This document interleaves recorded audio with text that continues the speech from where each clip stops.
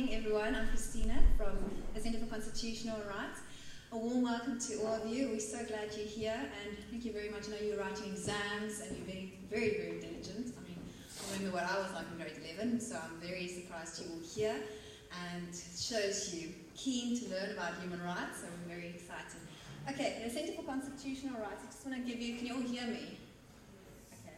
So I just want to give you a quick background of what we do and who we are. So we're part of an NGO. We monitor constitutional developments. So what does it mean? It's a big word.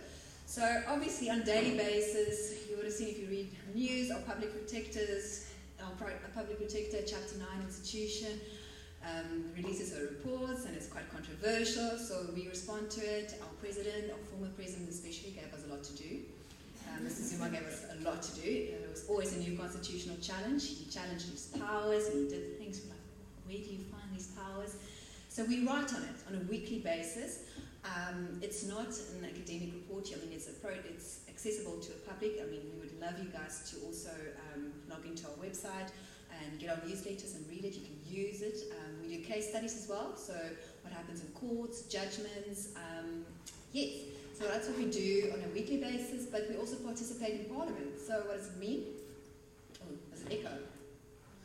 So we look at the constitutionality of bills. So if a bill, for instance, infringes on the right to freedom of expression, so there's, for instance, a hate speech bill, it's called actually a Prevention and Combating of Hate Crimes and Hate Speech bill. We'll look at it and say, well, listen, it doesn't measure up to the Constitution. We actually go to Parliament, we present at Parliament, and we make submissions. So that's our background. We also assist people and organizations regarding more information on the rights. So we can't give legal advice. But if someone phones us and says, listen, I've just got an eviction notice, what are my rights? We'll let them know technically what can happen and what they should do. So that's in a nutshell what we do. Okay, so but today our focus is on stand up for human rights, on having a dialogue with young people. So we often have breakfast discussions, but it involves a much older crowd, much older crowd. So we're hoping to, considering now it's June and to commemorate 16 June 1976, we want to focus on young people and hear your voices. So don't be shy today. I know when I was in grade 11, I used to swim back. I didn't really participate very much. And I actually regret it. It's an opportunity and a platform for you to participate, and we want to hear how you feel about it. So Stand Up for Human Rights is the United Nations Human Rights Committee's campaign. So what we want to focus on today is how do you become more active citizens? How do you become daily activists for human rights? So it's not just up to a president and who are sitting in Parliament. Has anyone here ever been to Parliament? Okay, we've got to be, yay! Please, you actually have to go to Parliament, see what happens in Parliament. But I mean, it's not just up to those sitting in Parliament or president or municipalities. We as citizens have an active role to play. And even more so if you're able to vote, but not if you're not able to vote yet. I don't know how many of you are 18 yet here. You can still participate. And our focus today is on how to. What legal tools do you have to participate? Okay, so I decided to make it interesting because I was told to make it interactive. So today you guys won't just sit still. I'm going to introduce you to our guest speakers, great organizations as well. And it's going to be more interactive, probably see, and you're going to participate. Yeah, it's going to be physical activities. I think so. To keep you warm as well. So, but in my approach, in my welcoming approach, I just want to focus as well on how do young people participate. And I found a nice video clip because I was told not to just stand in front of you and do a speech. So I want you to look at it. It's an organization called March for Your Lives. Has anyone heard of him before? Oh, great! International. These guys actually won a Kids' Peace Prize. It's the International Children's Peace Prize, so it's equivalent to Nobel Peace Prize. It's unbelievable. They managed to get it. And they single-handedly organized the largest protest against gun violence in American history. So without any further delay, I'm going to show you the video because I think in their own words, they say it much better than I can.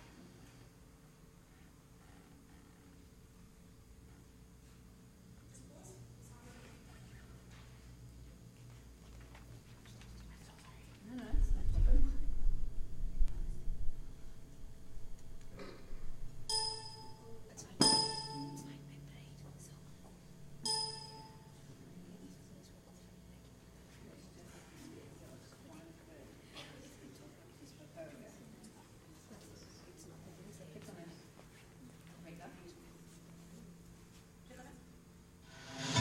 This is our Western edition. Good evening. It began as an ordinary school day, and it was almost over when gunfire erupted this afternoon. 17 people have been killed.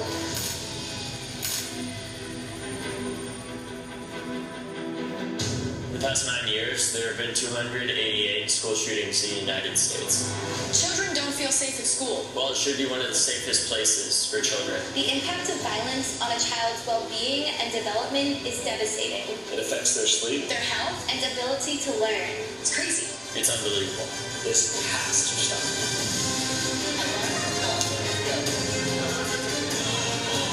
Today, we say enough is enough. Let's fight for a safe future for every child. We will never stand down. We will never shy away. We are the change. We will fight in peace, and we will move this world. Trust me, we're just getting started. We are March for Our Lives. And this is our story.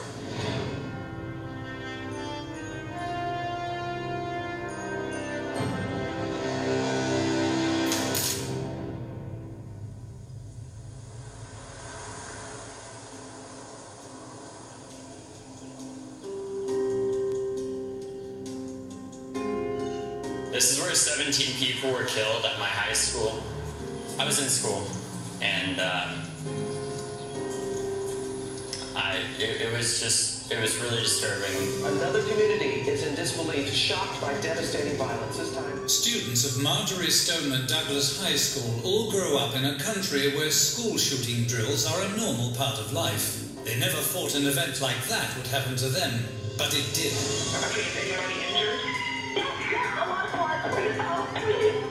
On Wednesday, February 14th, 2018, a former student went back and took the lives of 17 people. I wasn't in the same building, but I was in the building right next to it, and I heard gunshots. And we didn't know where the shooter was at the time. Everyone started screaming and running, stampeding back into the school. Parents were flooding the streets with their cars trying to find their kids. I made it out like my sister did, but four of her friends didn't. So I've never heard crying like that before in my life. I heard about somebody that I'd known since 3rd grade who had been shot. Like, somebody was like, I heard he got shot, and I was like, what? Everyone on the floor! Everyone on the floor! On the floor! This community of Parkland is incredibly small. It's 3 roads and a gas station, about 30,000 people in total. It was the safest city in Florida, and if this epidemic of gun violence can take lives here, then it can happen anywhere in this country.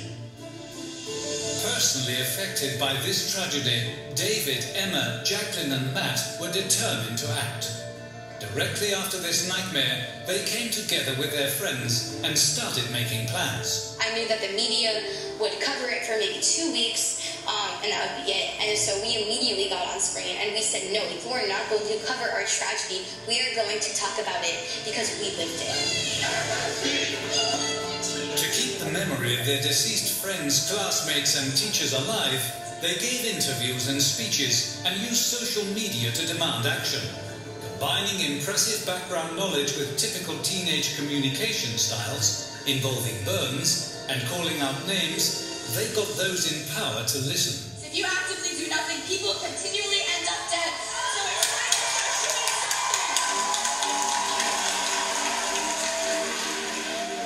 something. What is this organization all about? It's all about saving lives. It's about fighting for all of them right before it's too late. In between the television and newspaper interviews, they organized their biggest action, the March for Our Lives in Washington, D.C.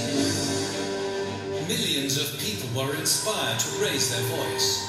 More than 800 sister marches sprang up in all 50 states of the United States and beyond. All of them demanding a peaceful solution for safer schools and safer communities. We choose life! We can and we will change the world. I know you want us to be kids, but we have more important things to do. What started out as a global cry for a safer future turned into a well-defined youth-led movement. From their headquarters, they are strategizing and organizing every move and managing more than 1,200 active local chapters.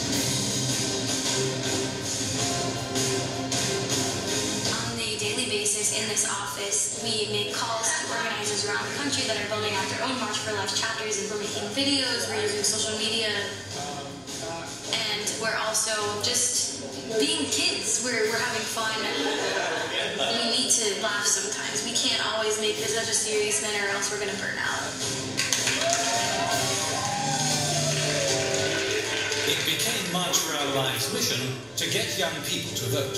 They went on a Road to Change tour throughout the United States and visited and connected with communities that had also been affected by gun violence. When you say March for Our Lives, I say the future of our country. I joined this movement because I believe in the power that the young people hold. Your voice has a meaning to it. If you feel like you don't have the power to make that change, you're wrong, because you do. If we're young enough to be shot in our schools, murdered in our schools, we're young enough to speak out about it. We are real change makers because Florida, for example, has extreme risk protection orders now. The country has passed over 50 laws in over 20 states, and voter registration in Florida has gone up. So we've definitely seen an impact that we've had.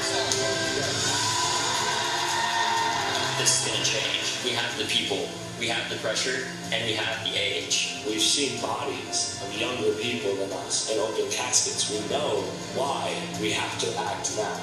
Thanks to March for Our Lives, politicians, the media, and the public have started listening to the next generation.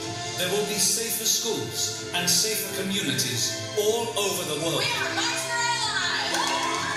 And that is why the initiators of March for Our Lives are the rightful winner of the International Children's Peace Prize 2018.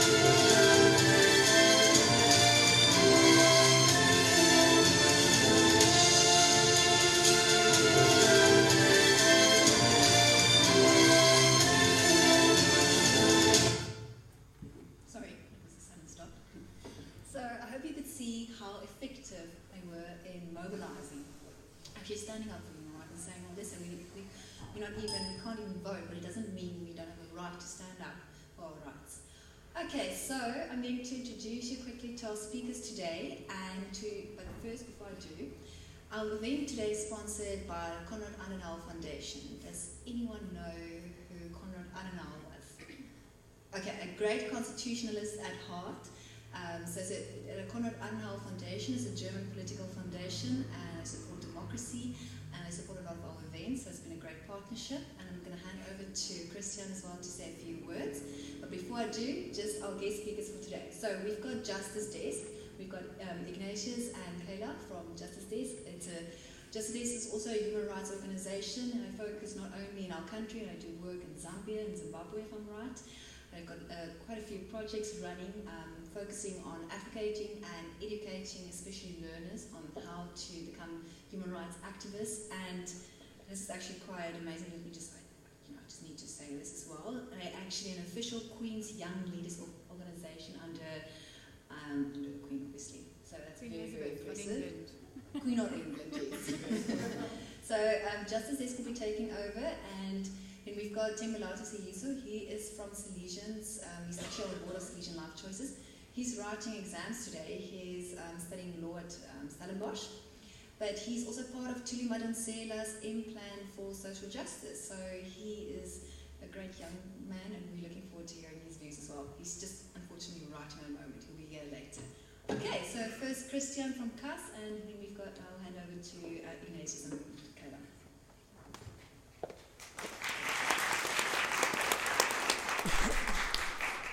Well, good morning, everyone. Thank you for being in this fridge with me. It's nice and cold. I'd like to tell you a little bit about CAS and why we're here, and then I'd like to tell you a little bit about why this event is important. So you mentioned Konrad Adenauer. That's a good place to start. Konrad Adenauer was the first Chancellor of Germany after the Second World War. So in some ways, in a lesser way, he was perhaps somebody like Mandela for Germans. And Konrad Adenauer had a big, big challenge, which is that he was the first Chancellor of West Germany after the war when the Holocaust happened. And he took over from the Nazi government and had to deal with his country being occupied by 4 foreign powers. He had a very difficult job. In the 1970s, increasingly there was an understanding that one had to foster democracy, that it didn't just happen by itself. And this is where political foundations in Germany come from, by this concept.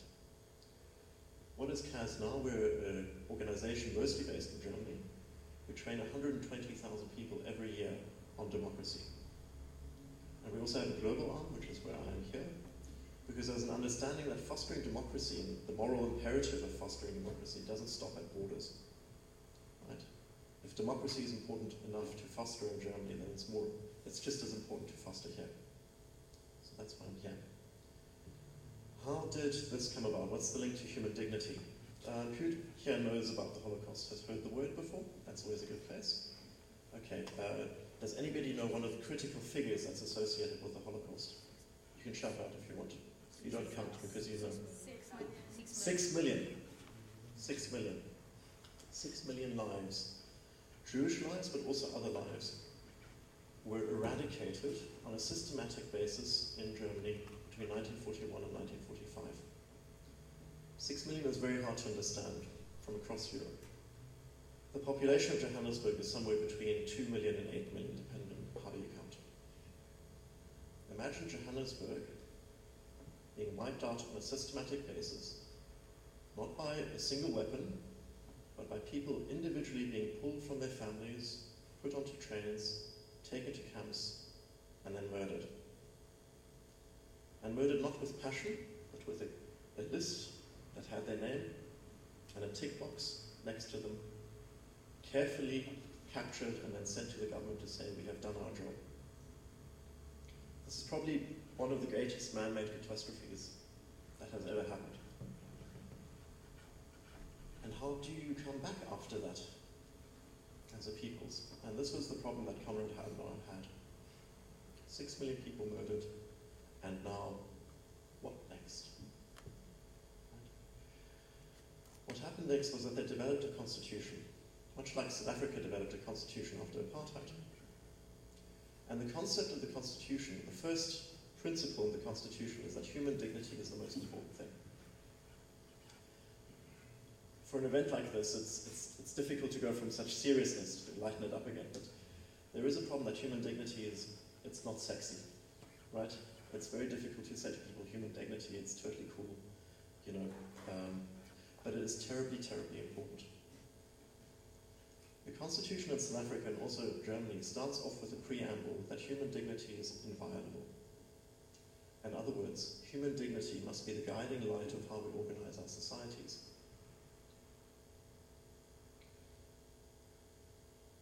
A good way to think about this in South Africa is what happened between 1948 and 1994, when the apartheid government was in charge, was that the parliament was called a parliamentary democracy. Only white people could vote, and the parliament represented the will of the people, and the parliament made the laws, and then the state had to execute those laws.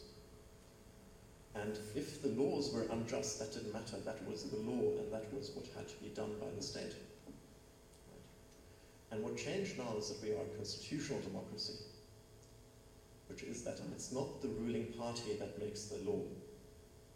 Because the ruling party could say, this group of people, homosexuals, socialists, communists, need to die. Instead, we have a constitution that says human dignity is the main appeal. And if you don't do this as a political party, you are reneging against the rules of your society, and you will be removed. So that's the joy of the constitution that we have, and the wonderful thing that we have in the constitution. So that's a quick preamble, terribly depressing. But the wonderful thing is that all of us, as actors, are the reasons why democracy and constitutionalism survives. It's not something that happens in Parliament. It is something that resides in all of us. the pupils here from the German school will be very aware of the fact that they are drilled all the time that there's such a thing as social courage. The state is not something that's out there. The state is yours. The country is yours. And it's up to you to make sure that the country sticks to its founding principles and you make sure that it actually upholds its own commitments. What I find so exciting about this March for Life idea is that it's really not just adults that stand up to the responsibility of their country, but it's really saying it's all of us who need to stand up to our responsibility. So thank you very much, CFCR, for organizing this event. I'm very excited by our facilitators. I think it's going to be very, very interesting.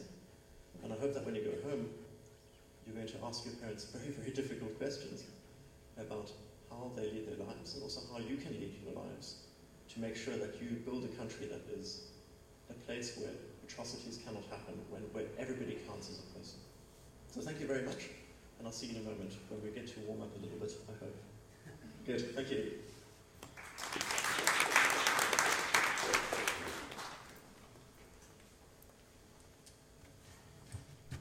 Good morning. Good morning. Good morning. There we go. Okay. First things. Can I Okay. interrupt? Can you just give us 2 seconds? Solutions is here, so can I just come and sit down and stuff? They'll fall in. Okay. So we're not going to start into anything serious right now. Right. Now, my number one pet peeve when I'm doing this type of work is to see you guys sitting in your groups the way you are. I know you came here as a school, but we're here as fellow South Africans, fellow Capetonians, fellow people, fellow whatever. Okay? So the number one thing is, so here's the rule. You cannot sit with the people you know unless it happens coincidentally. Okay? So here's how we're going to do it. You're going to keep very quiet. The only thing I want to see on your hands is your birth month. Okay? So if you're born in July, if you're born in February, if you're born in January, if you're born in December. Okay? So that's all you're going to do. And you're going to organize yourselves in that fashion. So January, February, March, April, May, and it can snake around like that. Okay?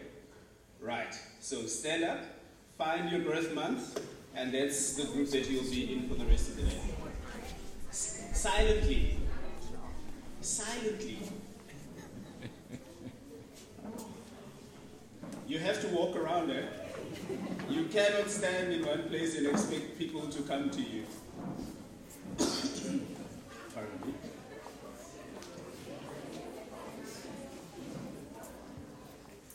Then January will start up here. January, there we go. Grab a seat, January. January has already found themselves over here. There we go.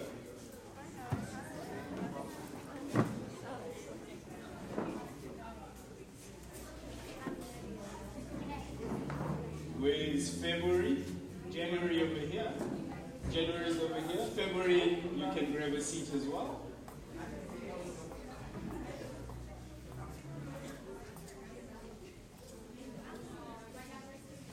And then February, you can start the next row. Finish that one. There we go. March, where's March? Follow suit. April. Unless your name is April, I'm not calling you. June. Oh, sorry, I skipped a whole month there. May. May. Grab a seat. We start here. We start here, May. These two. Every seat from the front must be filled. There we go. Then the rest of May will start at the end of the row. June. There we go. Follow suit. June. Okay. Salesians, welcome. Any one of you born in January? Come young man. Come young man. They kept a seat just for you. February, Salesians, anyone in February? No? March? April? May? There we go. Where's May? There we go. We'll find a seat for you right there. Thank you. June. Okay, now we're getting to the best month of the year, July.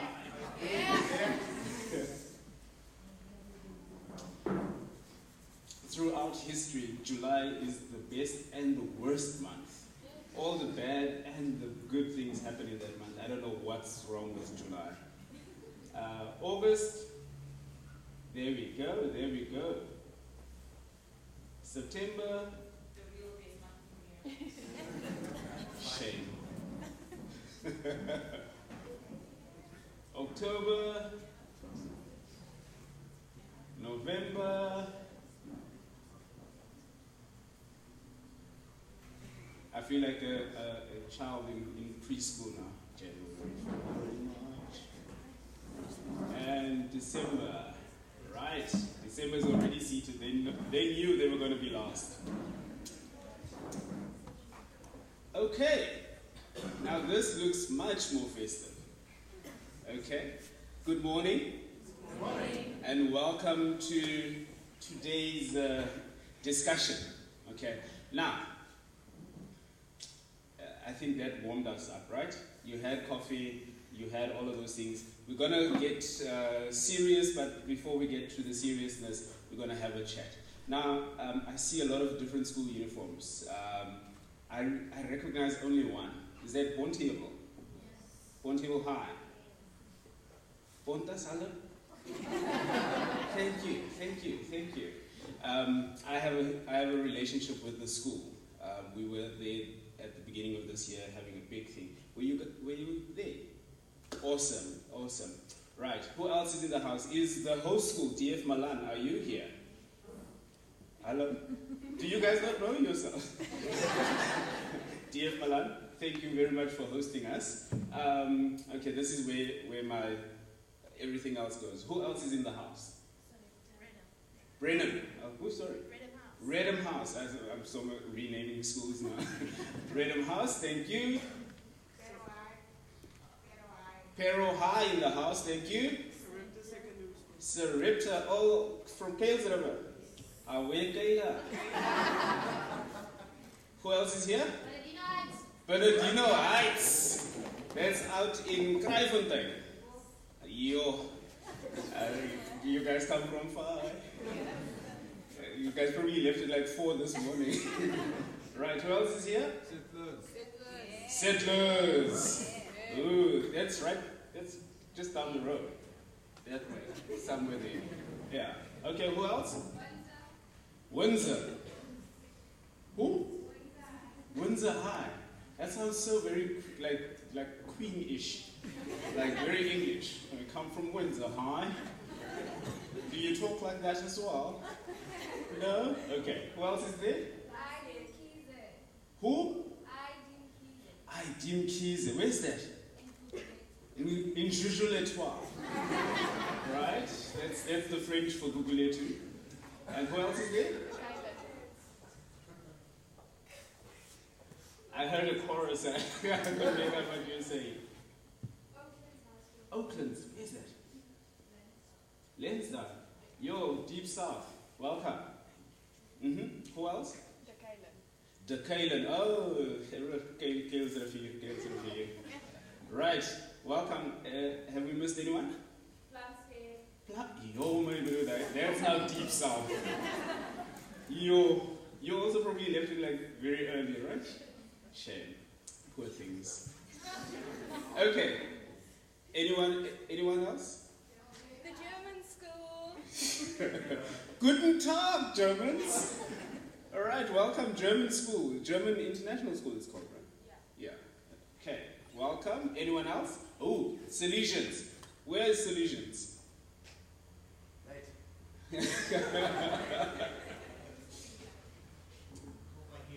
Oh, wow, thank you. It's like you didn't know you were Salesians. Okay, anyone else? All right, welcome. We're going to have a little bit of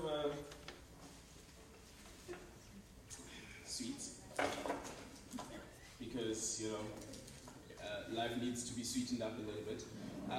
So how we normally do this, are we ready? my trusty assistant, technical assistant. No, not the video first. We'll get to the video in a while.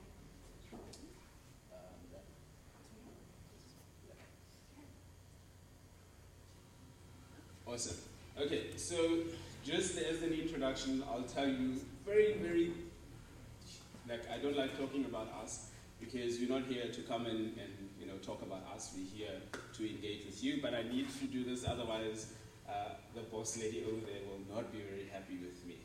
Okay, so who are we? We are the Justice Desk, and this is what we try to do. We advocate, educate, and equip in the area of human rights, justice, and advocacy. And really, I always say it's like a triangle. So, triangle, spear. We educate, we equip, and we advocate.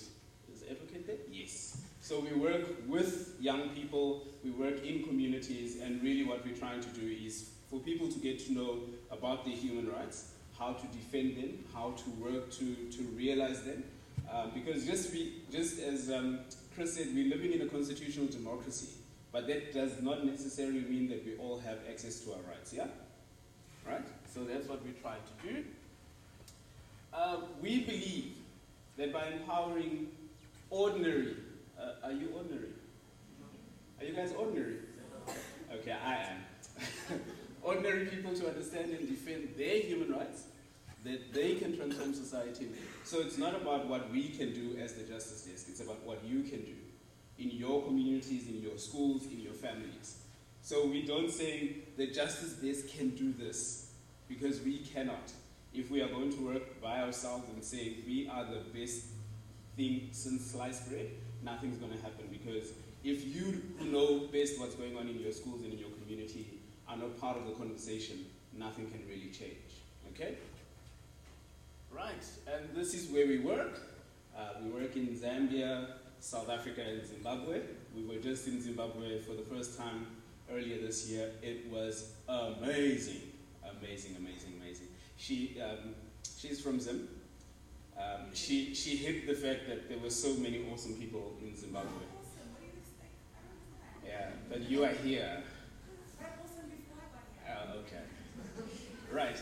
And if you were to believe everything that you read or saw on the TV and the newspapers and whatnot, you would think nothing's happening in that country. But it is an amazing country full of lovely people, and you should visit it sometime, right?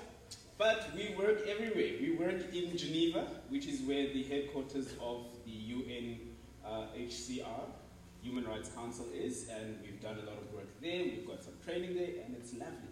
So if you join the Justice Desk, I'm not promising anything, but hey, you never know. Right. Now, here's where we get to the sweets. I ask questions. Okay, so I'm going to move away from the mic. Can you hear me? Oh, thank you. I'll ask questions, you answer, you get the chocolate or whatever it is. I mean, there's a box of Smarties and stuff like that. And that really is for your benefit, right? Question number one, and it's the simplest and easiest of questions. What is a human? Yeah? A human is a special person God created. Special person God created. Awesome. What is a human? Yeah? A human is something that can breathe. Someone that, a person that has blood, that can breathe, and it's unique, basically. Thank you. Awesome. What's a human? Yo.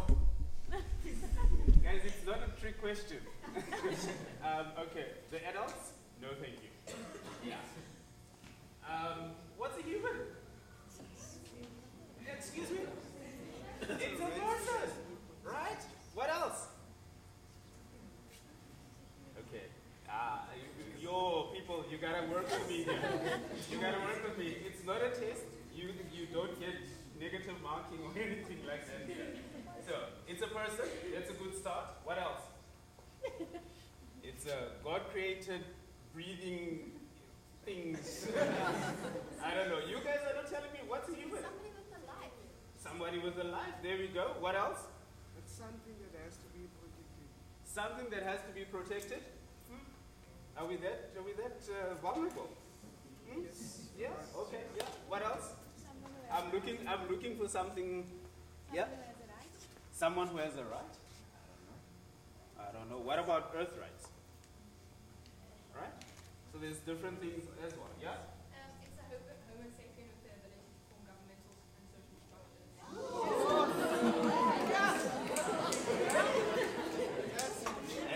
That's when you come up and you're like, right? It's a homo sapien. I like that. I'll take that. The other parts will follow. Homo sapien, person, God created, da da da da da. Okay, so Homo sapien gets a chocolate. Right? Homo sapien, I'm gonna throw it, you can catch. Right? Person? Awesome. And no. And what else? I heard something else. No. No. I'm looking for one more. What's a human? It's the easiest, I promise you, it's the easiest thing. Yeah? An individual. Thank you. Hit it. Person? A man? A woman? A child? I was expecting something like, we are humans. Are you not humans? I'm just checking, because like you guys were thinking too deep, right? Now, the lovely thing about this is every time I ask this question, God is involved, blood is involved, breathing is involved, and it's all of those things. But I really just wanted the definition, like, I'm a man, I'm a human, she, her, whatever, right? Next question. What is a right? It is not a wrong. Neither is it a left. It's an entitlement of an entitlement? Hold on to that. Yeah? What is the right? I'll come back to that. What is the right? Going once? Yeah, there we go. Something that something you have the freedom to enjoy. Ooh, lovely. Freedom to enjoy, yeah? It belongs to something. It belongs to something. Right, yeah? Something that could exist to Right. Okay, yeah? something that nobody else can take away from you. Okay. That they choose. You guys are warming up. I like it. A right is a privilege afforded to something or someone based entirely only on them existing. You don't have to do anything.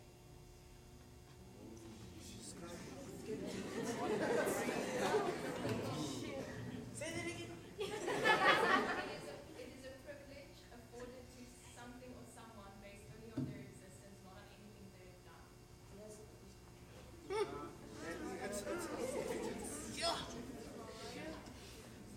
Christine, I think this is going to be a very short, short engagement. Okay, so I'll take that one. Here you go. Muchas gracias. Someone said, you said here something? And then there was another one. The corner. The corner. There we go. Gracias. Right. Hit it. Things to which you are entitled or allowed, freedoms that you are guaranteed. Right? Very simple. These are things that you are entitled to by law. So constitutionalism. Okay. You must share it with me as well. Okay, not okay. Right. So by law, these things you are guaranteed, right?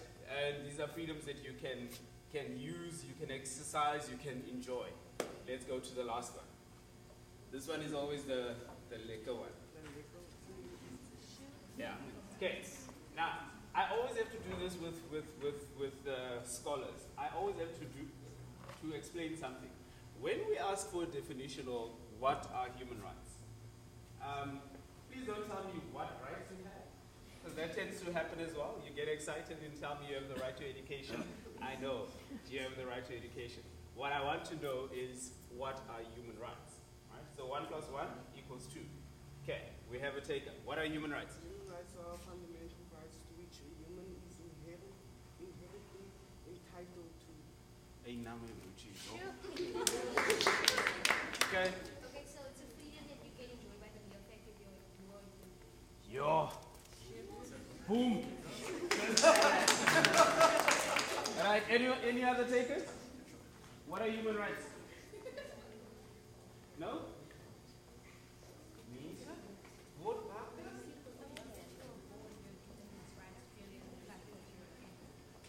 You're just gonna have the whole bag of topics right now. Okay, from the moment you are born, okay, you can hit it. I'll save these three for myself. Right. From the moment you are born, these rights you have simply because you are a human being. It means from the moment you go, and you say, hello world, here I am, you have these rights. And no one can take them away from you. Right? Next slide, please. And this is what they are. Human rights are rights inherent. What does inherent mean? What does inherent mean? That's basically they just have to do it. You get it when you're born, you inherit it. Right? It's something you don't, there's no system of saying, oh, you have to be this tall, you have to be that old, you have to be this, you have to be that. There's no system of merit that you have to fulfill in order for you to inherit these. You don't have to achieve them, okay? By the mere virtue of you being born, you've inherited them. So they are there for your use or abuse sometimes. So they're inherent to all human beings. Whatever your nationality, any nationalities amongst us? Born elsewhere except for South Africa?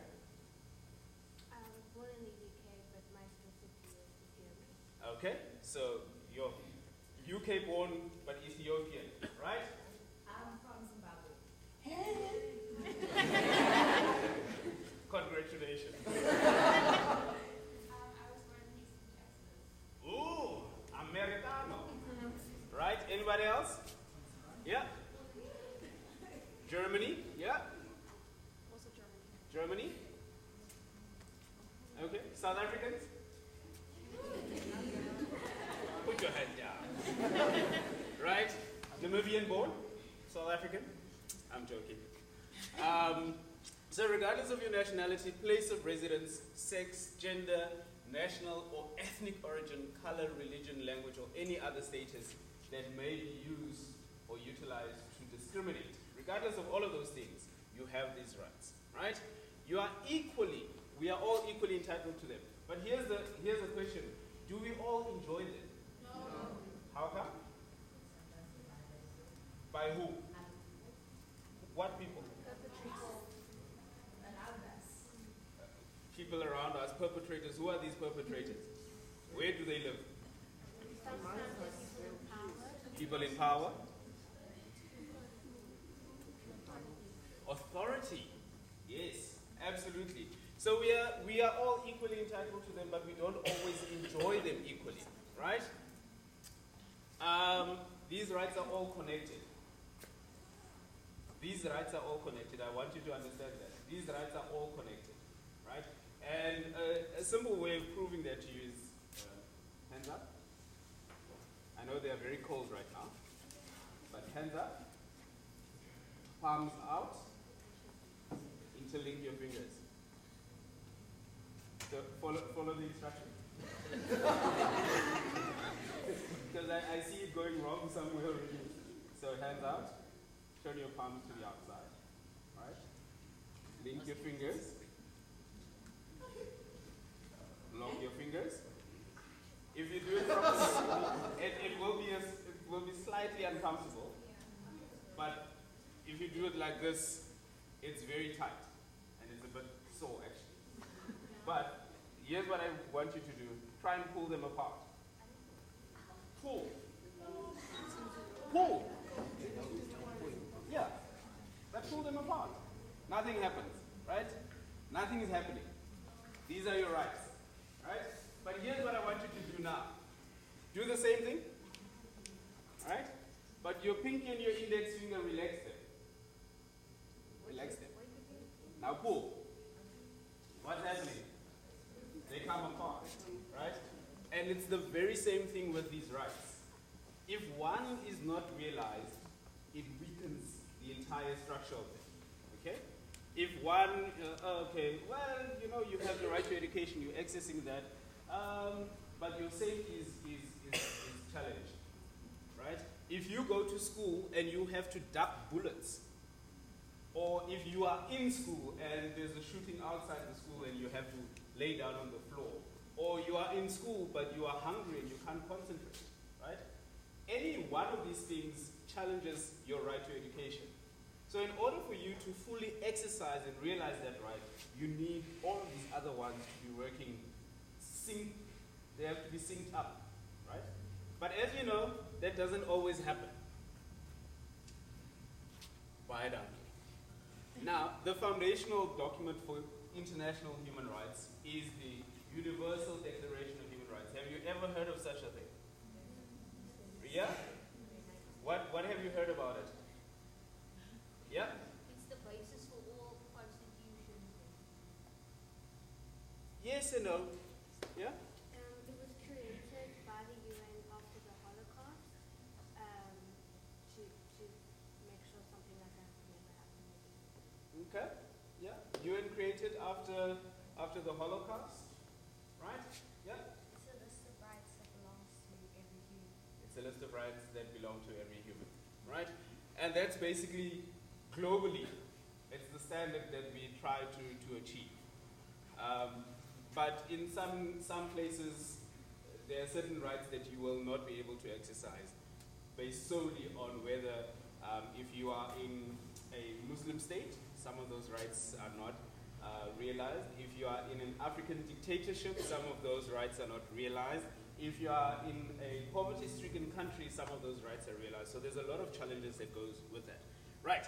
In our instance, human rights can be found in Chapter 2, the Bill of Rights. Have you read that? Yes. Have you? What have you seen or heard or learned about the Bill of Rights? Hey, you have to talk to me. You say yes, I want to know. What's so interesting about the Bill of Rights? I can tell you one thing. It was fashioned after the German Constitution. So when South Africa was putting together their constitution, one of the constitutions they looked at very strongly was the German one. To say, how do we entrench human rights in our constitution? Okay? But what else? That's one fact about it. What else?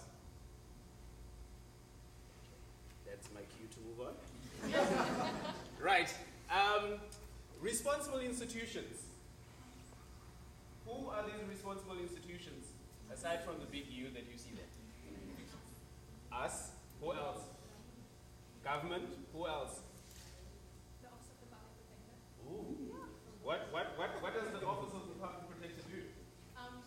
Well, they operate as a watchdog to ensure that all the and the President appoints the Public Protector to be a watchdog and ensure that the Constitution is followed by the government itself. Awesome. Right? Yeah? The South African Human Rights Commission. And what do they do? They just basically investigate like human rights violations. Right. What else? Other institutions? Which institutions do you come from? Schools.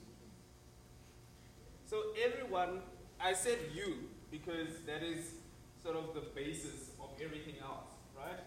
You being everyone. Me, you, them, other people. But all of these other institutions, the institutions that you are coming from, everyone has a role to play in realizing and making sure these rights are protected, are defended, are realized, are enjoyed. Okay? So these institutions, you form part of them. School, church, mosque, family, soccer club, whatever. These are all part of it. Yeah? Right. Now here comes my almost last test. I have 3 chocolates left. If you get this right, one person will get all 3. Yeah, it's very easy.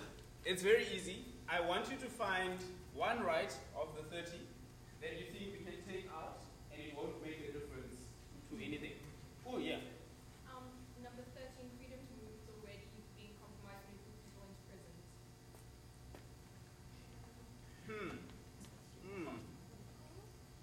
Not really, because you going into prison is your own choice. You know, you break it, there's a consequence. Okay, yeah? 24 the right to play, because everyone does play, I'm sure, and we all have fun in some or which other way. So if you're saying if we take it out, it makes no difference. It makes no difference. Right, but what that actually means if we take it out is that you can go to school and have an 8-hour day and not have a single break in between, and that's all you do. Get to school. Can you imagine concentrating for 8 hours? You barely struggle to concentrate for 30 minutes. Yeah? Yeah? I think the whole point of this list is that they are interconnected, and it's the same thing with the hands on. Take the one out, it will all fall apart.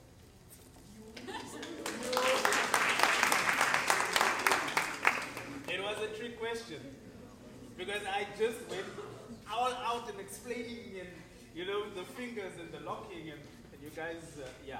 So all of this, right? Yeah? Ooh, there's a challenge. I love it. Yes.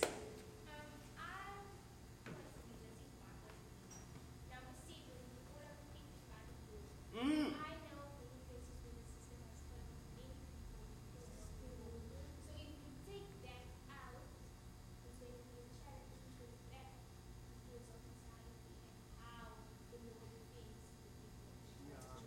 So I totally agree with you.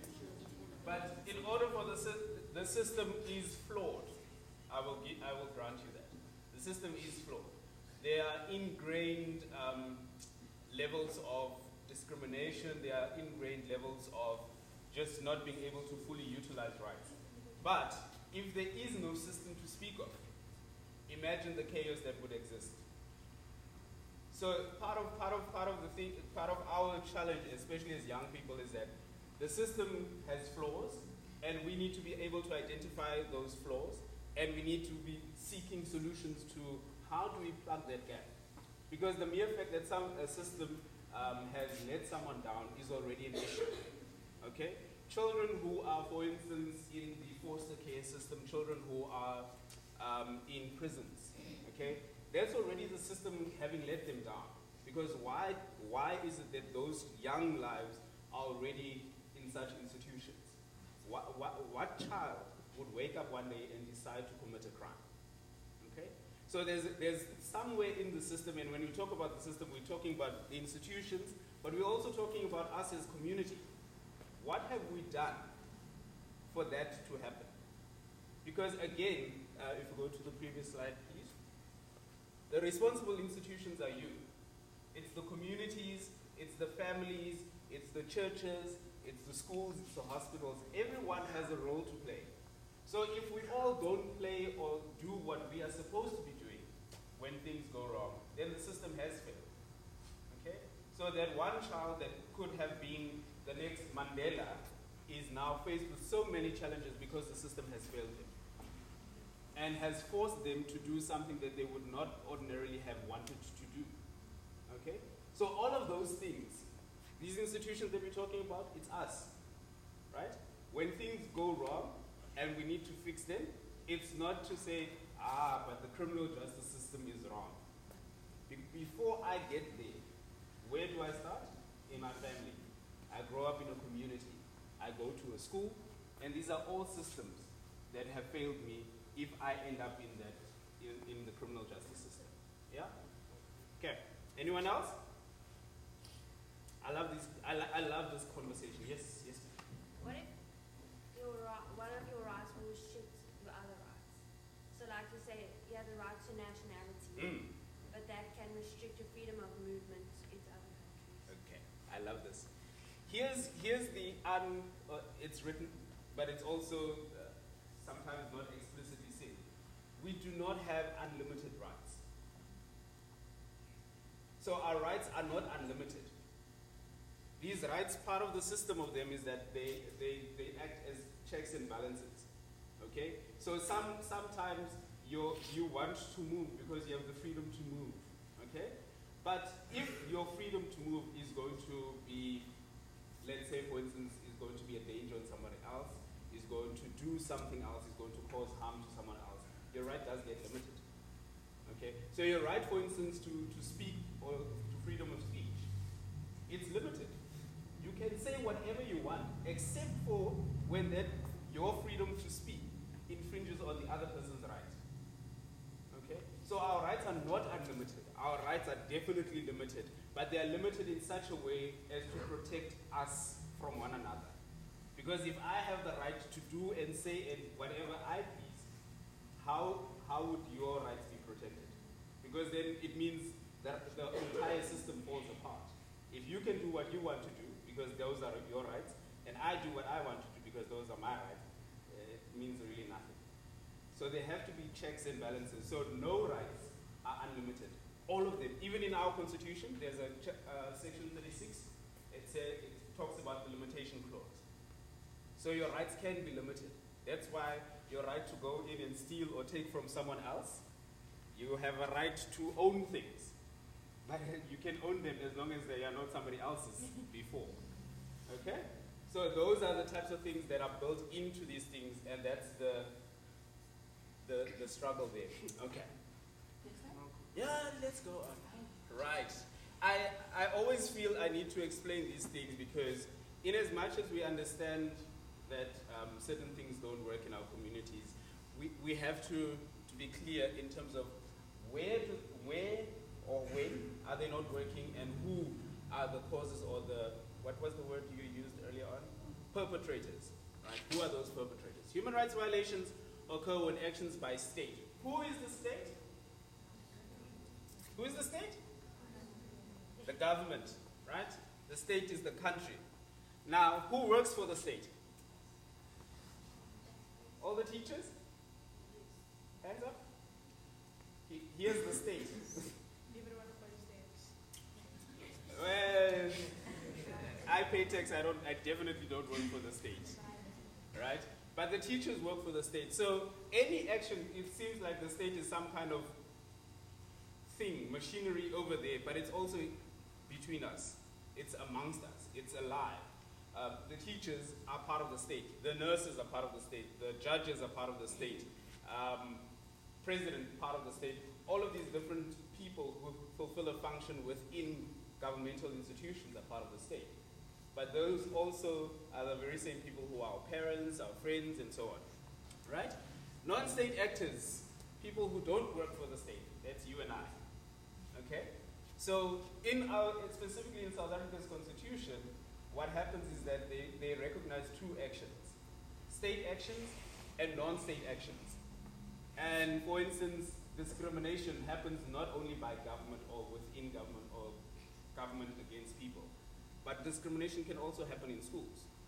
It can happen amongst us. It can happen in the way the waiter treats you over me. Okay? So those types of things are actions. I mean, do you guys read the newspapers? Do you? Really? You're surprised. Most young people are like, "What's a newspaper?" Okay, I'm sure you can read it on your machines and whatnot, right? But you guys saw the case of the journalist versus Julius Malema, right? Right. So that's non-state parties, and that's an issue of rights, safety of the journalist, and all of that goes with that. And so that's when you look at violations of rights by non-state actors, and that happens more than you think. Okay? Right. Abuse, ignore, deny basic human rights. Yeah, and they come in all those beautiful categories at the bottom. Lastly, discrimination. The unjust or prejudicial treatment of different categories of people on the grounds of race, age, language, gender, etc.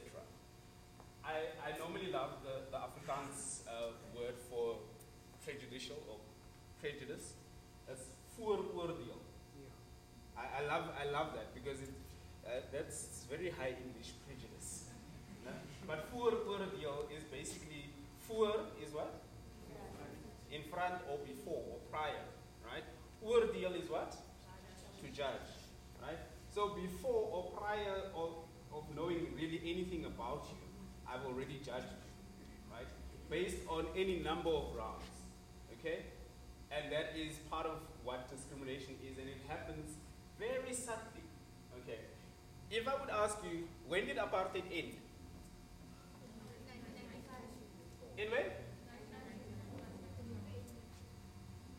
Please say that again.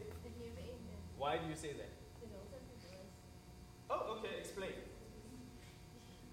What roles have reversed? Okay, she's saying apartheid never ended. The roles have reversed or changed.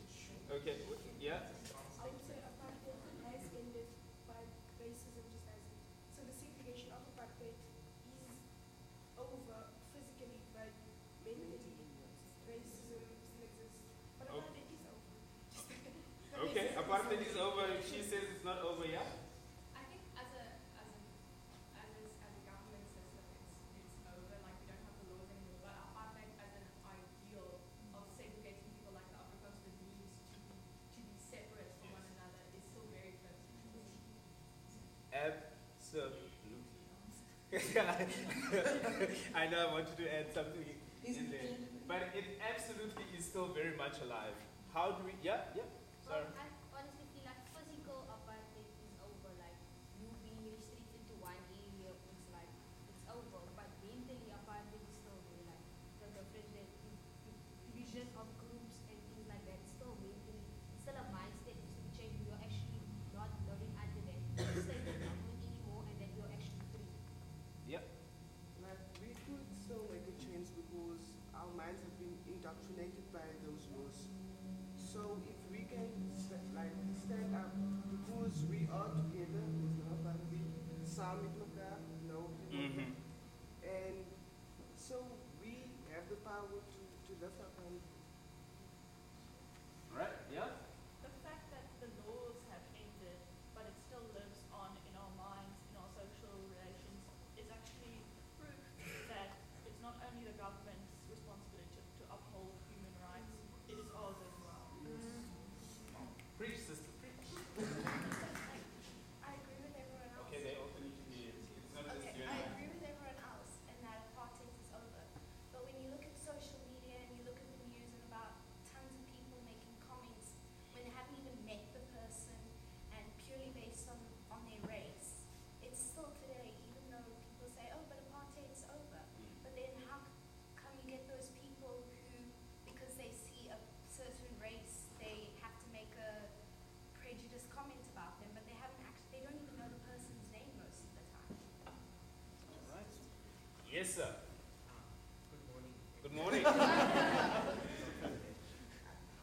One of the major problems with this entire apartheid situation is the fact that we have political leaders and political figures that is still going out there making, apartheid this big thing. And I didn't want to actually mention names, but I'm going to mention his name. Mention names. Mr. Julius Malema was still using the words kill the boer. And I feel like that is also one of the major problems, and that is why apartheid is still thriving, and the legacy of apartheid is still thriving today, because we have political figures and political leaders that are making, such comments, and I feel like that's the major problem.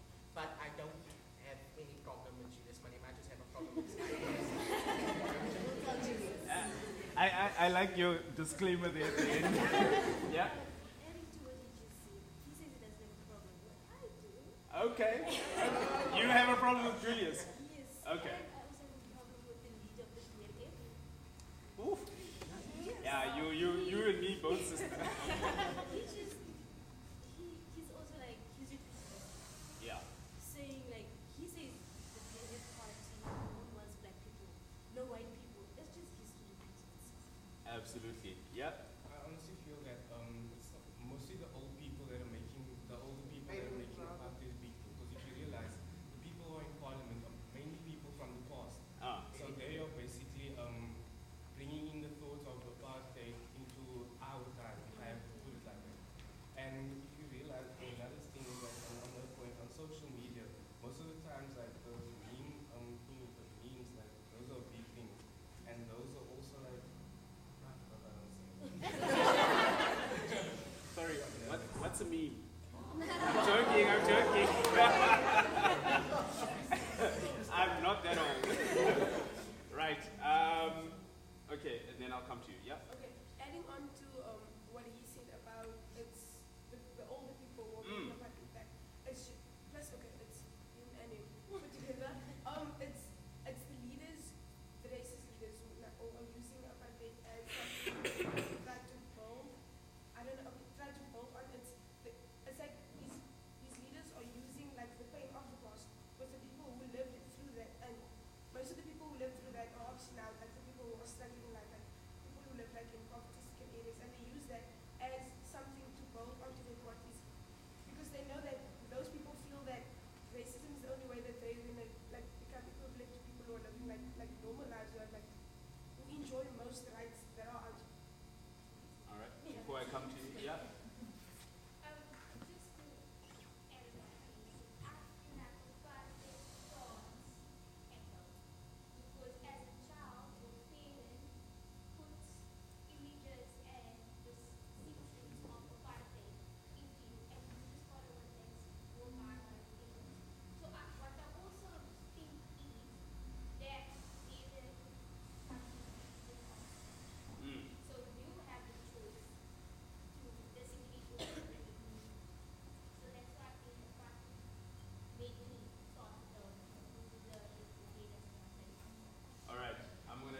Hands, and then we're going to move on, yeah?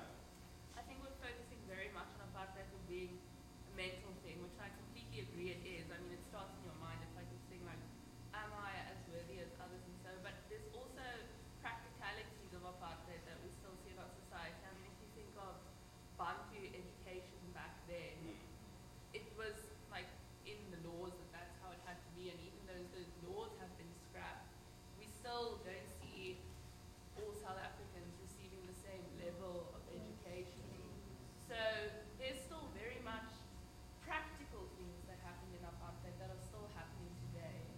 And something that's very exciting, I think, for us as the youth is we can very much go change that by like stepping in and changing our education system is a very good way to be able to change minds and change thoughts and influence the mentality that lives in our country at the moment.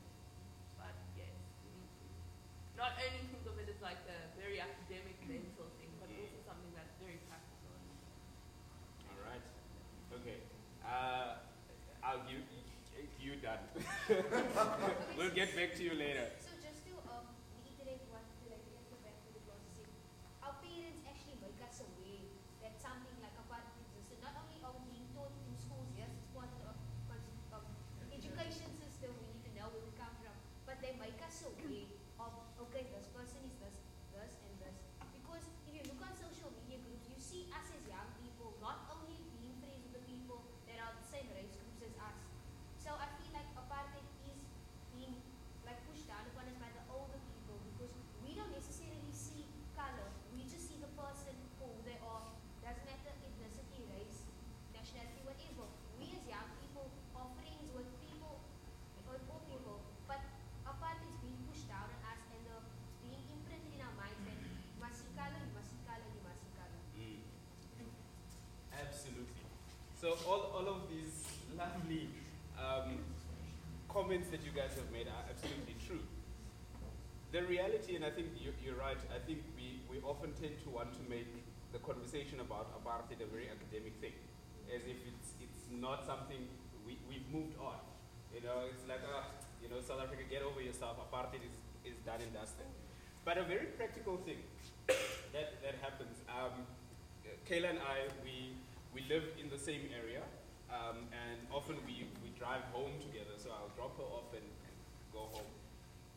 The one day we decided, let's stop at the shopping center. We walk in, and I say to Kayla, just notice one thing. Just see what's going to happen. We both walk in. Kayla has a bag. An open bag. An open guys. bag. Open bag, a backpack open. I could take everything in the shop if I wanted to. I have a backpack. Sealed. Yeah. And right at the door, the guard says, sir, please leave your bag here. There goes Kayla, flips in. as she normally does, and she goes in. For the entire duration of my stay in that shop, I won't mention the name of the shop. For the entire duration, I had a shadow following me. I had someone literally 10 feet, like, okay, he's going around this corner. Let me just stand here. I'm just casually standing here. I'm not doing anything. I'm just doing my job as a security guard. I'm just chilling here. Every time I went into a different aisle, there was my shadow. And I said to Kayla, did you see? Kayla's like, she was livid. She's very white, and she gets very red when she's when she's angry or happy or whatever. And you can see it on her face. And for me, it was the norm. I said to Kayla, you get used to it. And Kayla was like, no, you should never get used to it. It's wrong. But at the end of the day, you guys are right.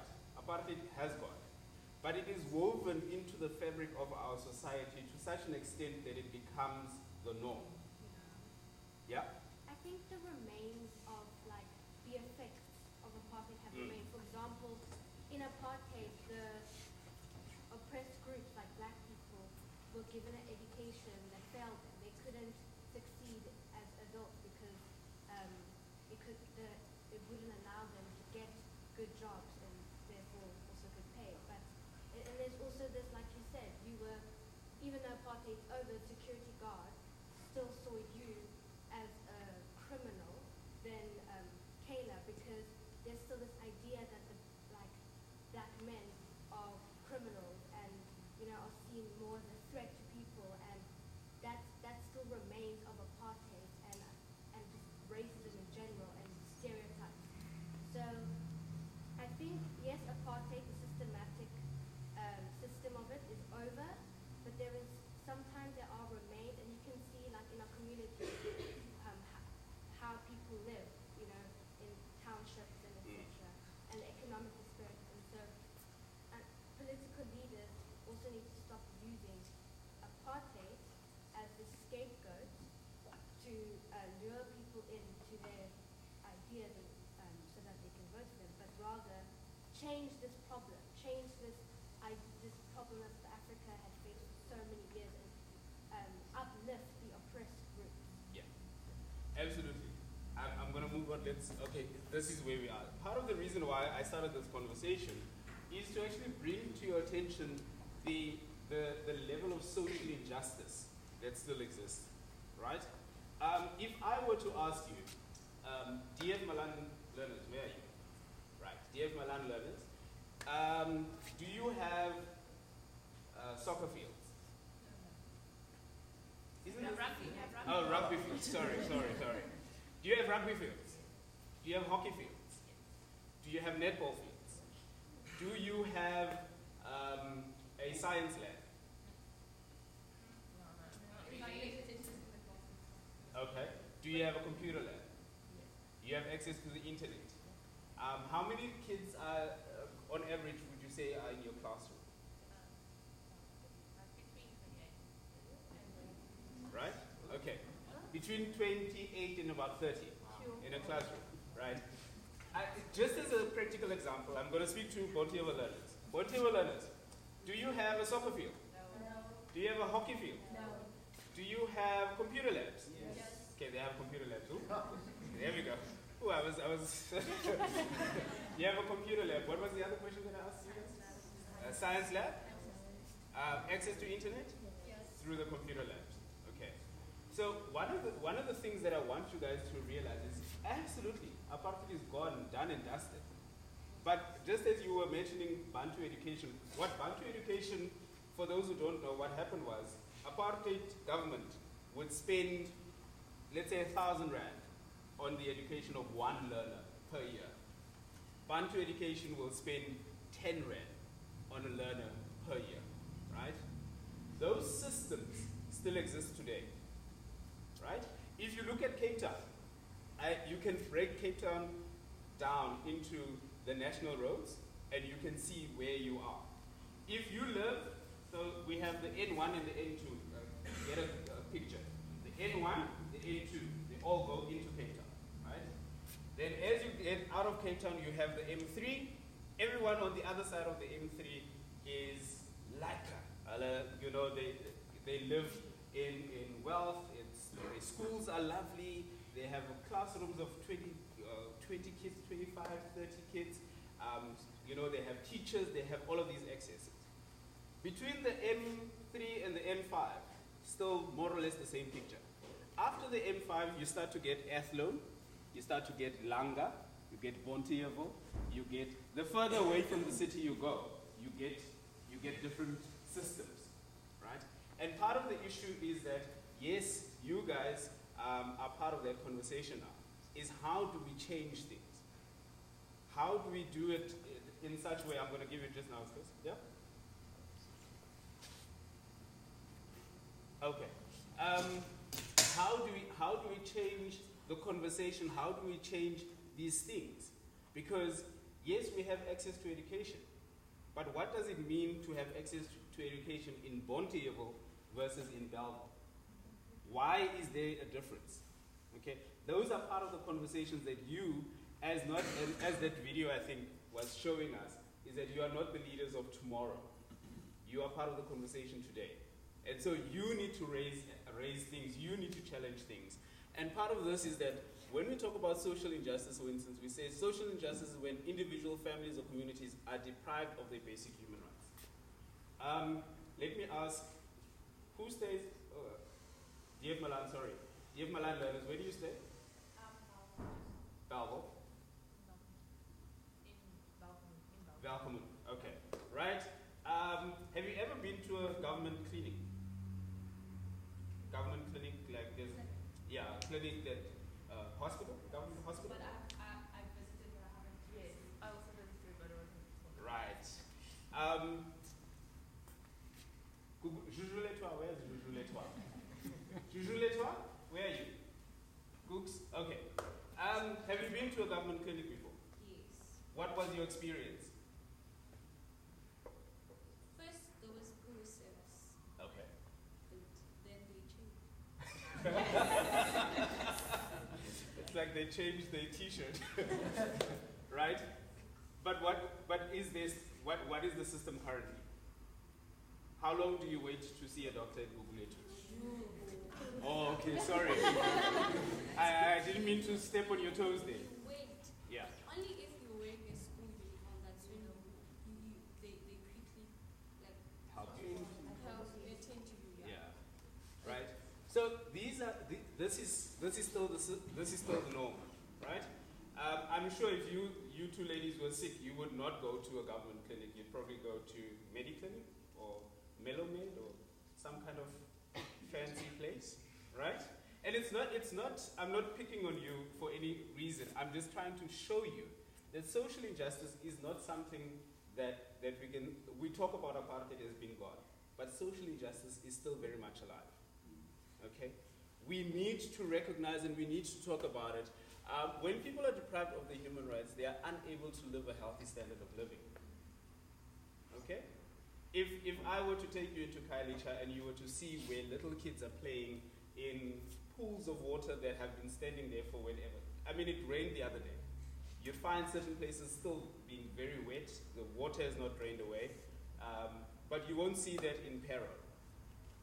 You won't see that in Kraaifontein. Okay, Bernardino Heights. Yeah?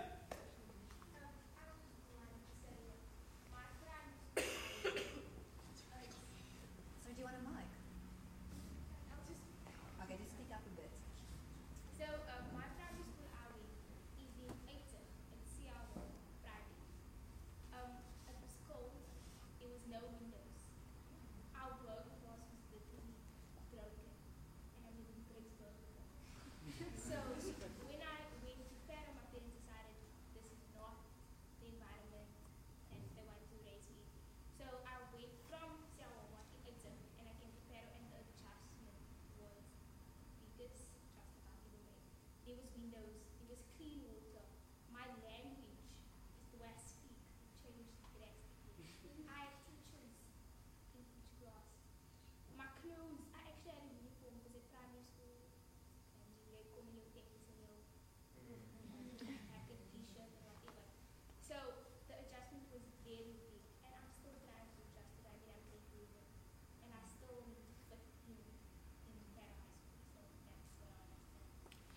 She just made my point for me.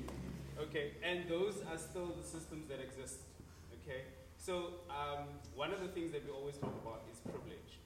Okay, some of you, all of you, have immense privilege. Some not so much, but you still are privileged nonetheless. Okay, compared to someone who, like she was explaining, is in a classroom with no windows and your burglar bars are bent. Yeah. Okay. Let's go on to the last slide, and then I'm going to give over to Kayla because I feel like I'm a preacher on Sunday. Yeah. Right. So what are the ways in which, when we talk about social injustice, our response to it is one of two ways, right? Normally, it's charity. What's charity? Right? What happens when you get to the robot and there's a beggar there? What do? You give him whatever you can. 5 rand, a sandwich.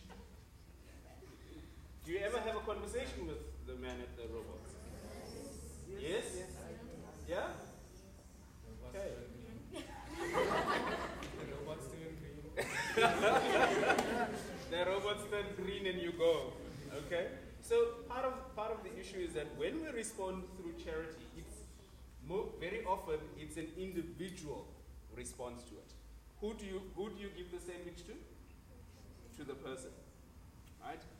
It's between the two of you. But what it also does create is a power dynamic. Who gives who to what?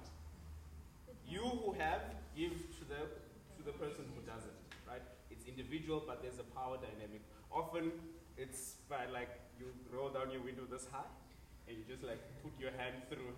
Okay, you don't even lower it to that much so that you can actually see the person's face. Yeah?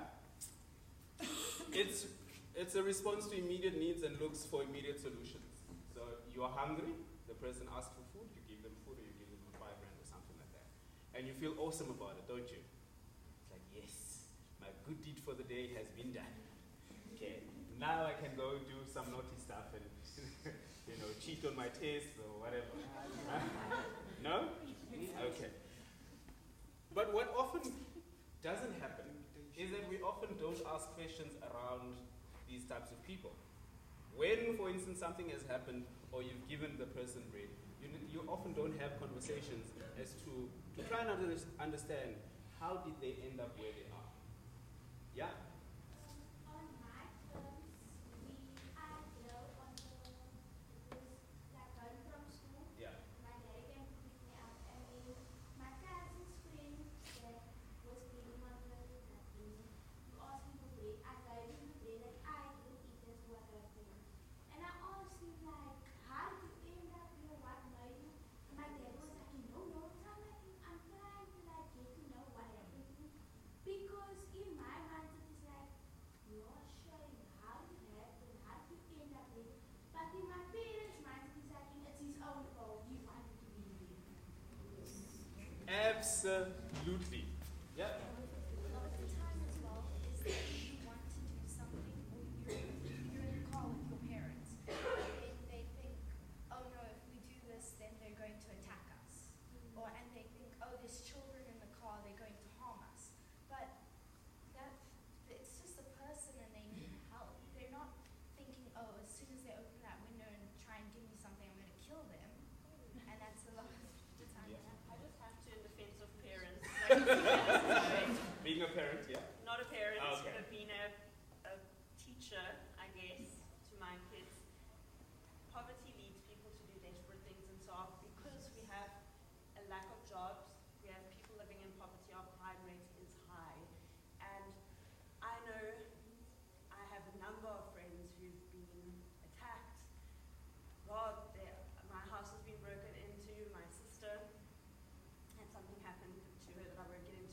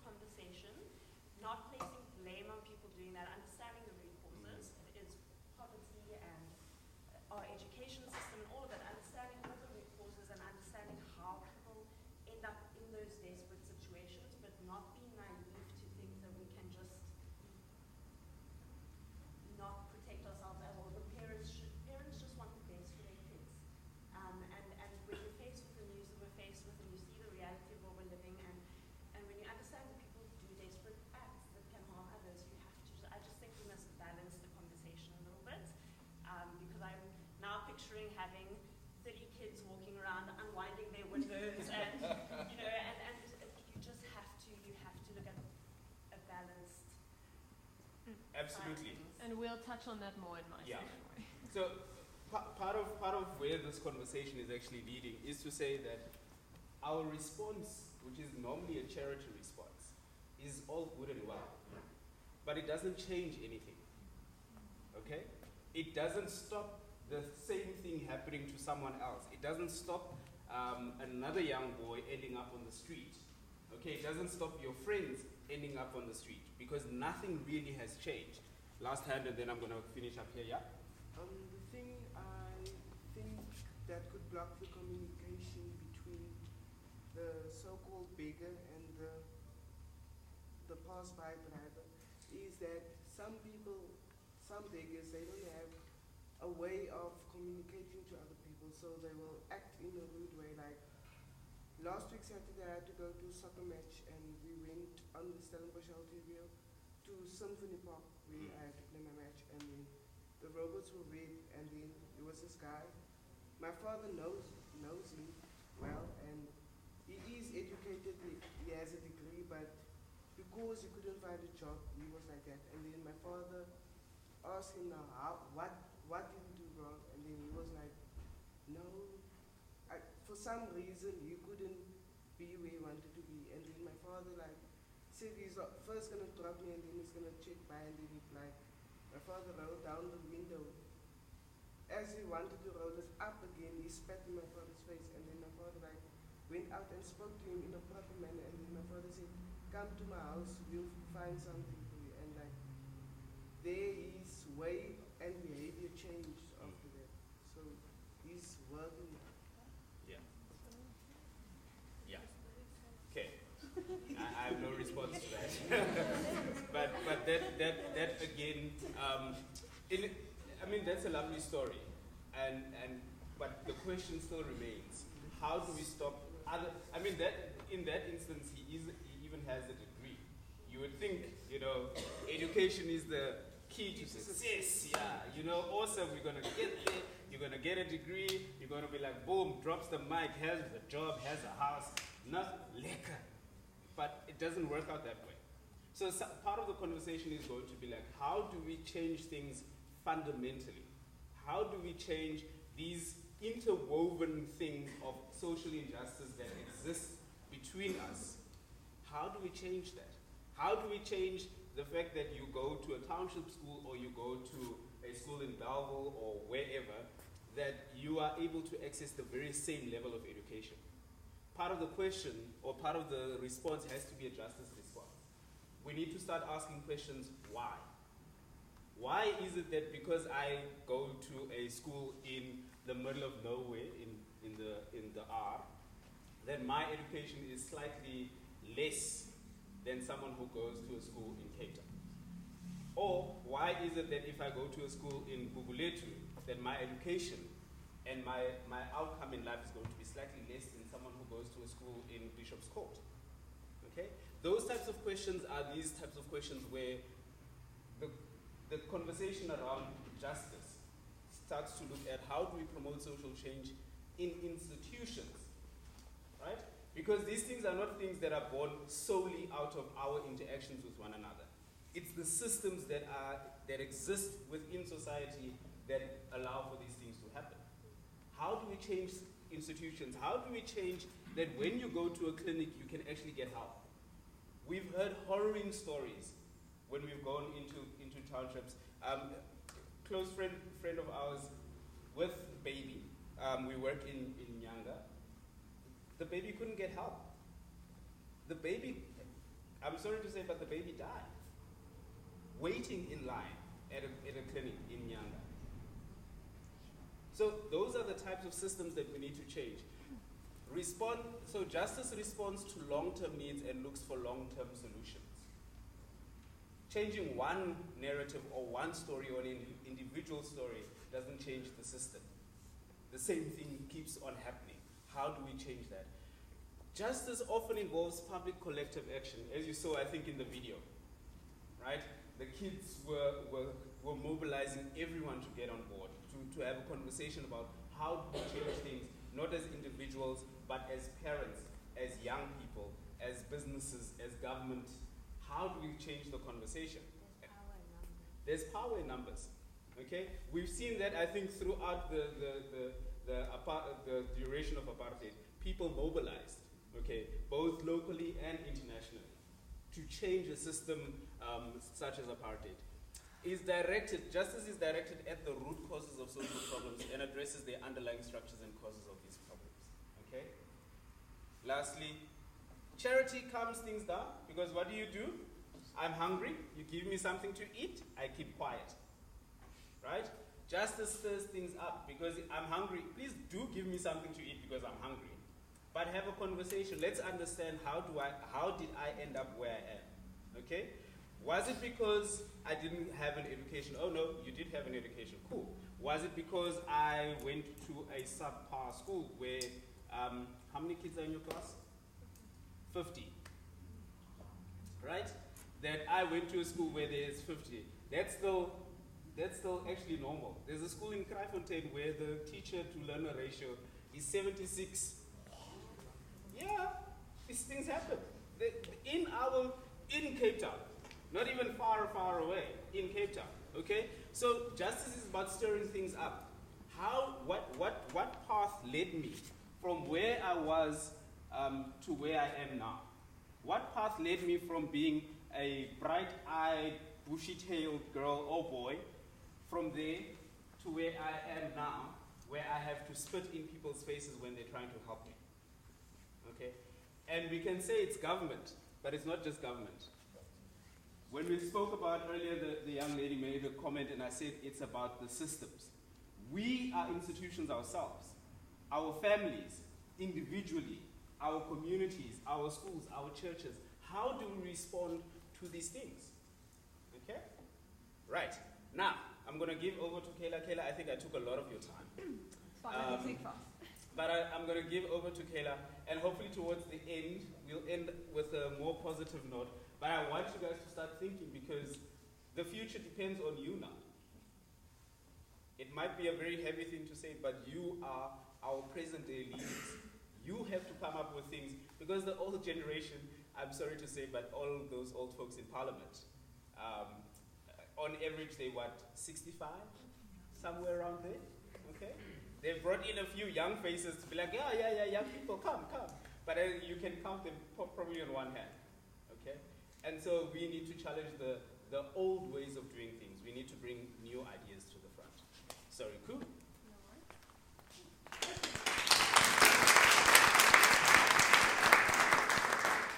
I just want to start off by saying you guys are incredibly engaged. I mean, we have to change a lot of what we do depending on the school we get involved with, or the schools we get involved with. And you guys are bringing things to the forefront that we don't often hear about in the various schools we're in. People are usually having to get the full-on background of human rights, what it is, but you guys seem to know what you're talking about. You seem to have an understanding, a deep-rooted understanding, and sort of grappling with it within your own spaces. And I want to commend you on that, I really do. So now, what I'm going to do is get a little more practical. So we can talk about human rights, we can talk about systemic injustice, but if we don't talk about what we can do as individuals within our own personal spaces, what are we actually doing here? We're doing more talking, right? So it's important to know what it is that you're talking about before you act on it, but then you need to do something. Otherwise, we're all wasting our privilege, we're wasting what we have here, and we're wasting the sort of intellect, but also the foresight and the insight you all seem to be showing here in this space. So what I want to first start off with is, when we think of human rights and social justice and all of that, we think of activists, right? What is an activist?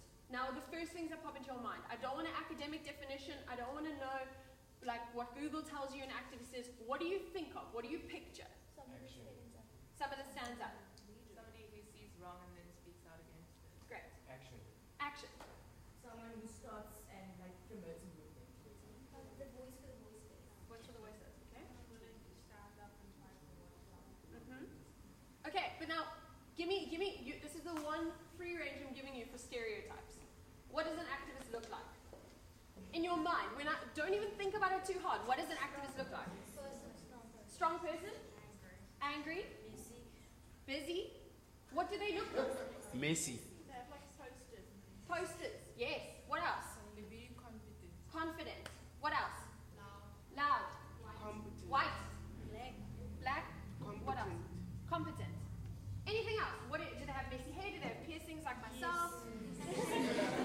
Are they hugging trees? What are they doing? What does an activist do? Students. They tend to look different than the norm because they want to stand out and they want to promote the weird ones.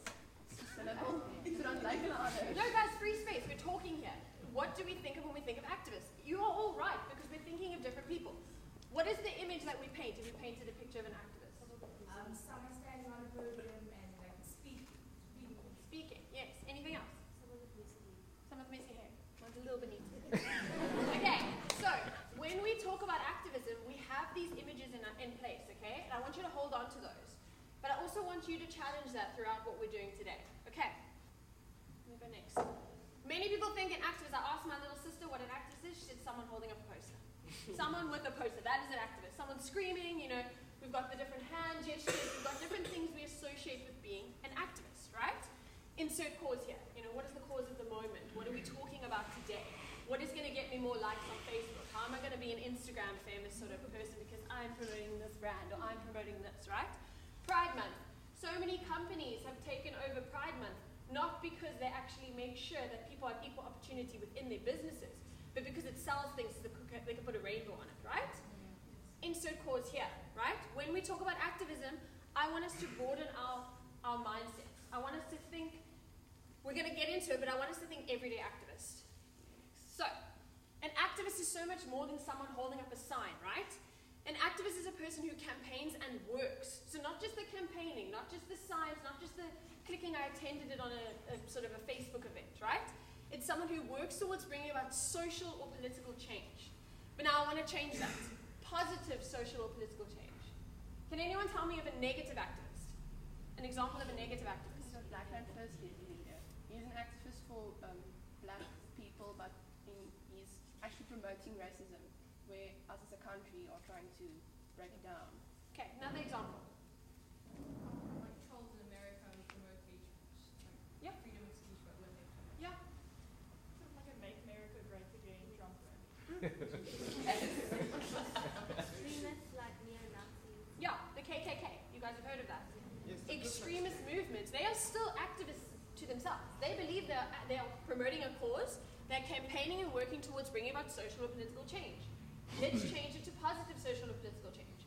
Whenever I am talking about activism here, guys, I want you to remember I'm talking about positive. I'm talking about promoting human rights. I'm not talking about going out there and having an extremist attitude towards something to promote your own cause or your own insert cause here, right? When we talk about making social or political change positive, human rights oriented, something that involves everyone, the rights of everyone being upheld. Okay. So, when we talk about social change and political change, first off, disclaimer, I am speaking fast, my time is a bit short because you guys have a lot of insight and it's a positive thing. But if you want to slow me down or want me to repeat something, please stick up your hand and I will. So, when we talk about social or political change, we are talking about significant change over time in social practices, our behavioral patterns, our values and our norms. So how we interact with one another on a daily basis, right? That is sort of significant change within our social stratosphere. Then, as well as our laws, policy, and governing structures, so our political structures. So we talk about government all the time. We hold the government accountable all the time. But we're not always holding each other accountable in terms of our social interactions with one another. Significant change is changes that cause profound impact and social or political consequences. So the abolition of slavery, that caused positive change. But apartheid, to many people, they believed they were fighting for something that was right for them, right? It caused impact on social or political consequences, right? Bear that in mind. When we are talking about activism, what are we talking about? Positive social and political change. Great. Nice, guys. Okay. Thank you, Rebecca. So, in order to make a long-term impact, we need activism to be a part of our everyday life, right? We need to break down this notion that the only people that can do activism are the hipsters in the moment, or the, the social workers, or someone who fits that bill, right? Or Iggy. Iggy's often like, everyone's like, oh, Iggy's an activist. You should see him at a rally or something. It's phenomenal. What we need to do is we make it part of our everyday life. When I say that, I'm talking about our individual decisions. I'm talking about our interactions. I'm talking about the language we use. I'm talking about every single step you make needs to be geared towards promoting human rights, right? And challenging social injustice. Peaceful demonstrations and marches are very powerful raising awareness tools. But the everyday long-term actions are what will bring about long-term change, right? demonstration is phenomenal. Everyone loves the posters. Everyone loves that unity. And I'm not saying it's a bad thing. I'm not saying a March for Our Lives, for example, isn't a powerful tool. It is. But it's what we do before and after a demonstration that counts, right? How many of you are following March for Our Lives? The video that you saw before. Right? Exactly. Do you know that when it first started, everyone was following it? You saw how many people? That's dwindled. The numbers have dwindled. And they're having to fight. Why? But they are still doing work. They are still busy challenging governments. They're still challenging structures. Why? Because they've realized that it's something bigger than just this, what everyone can see and sort of like and share of the moment, right? So it's what we do before and after a demonstration that matters. You guys know the Fees Must Fall movement, right?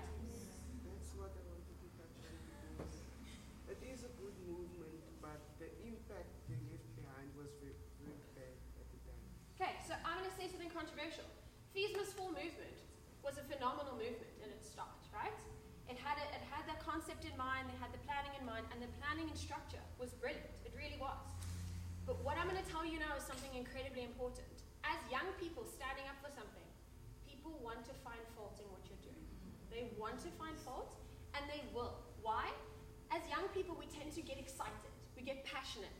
We don't necessarily have our anger in check a lot of the time when it comes to these things. And any tiny mistake that is made will follow the news.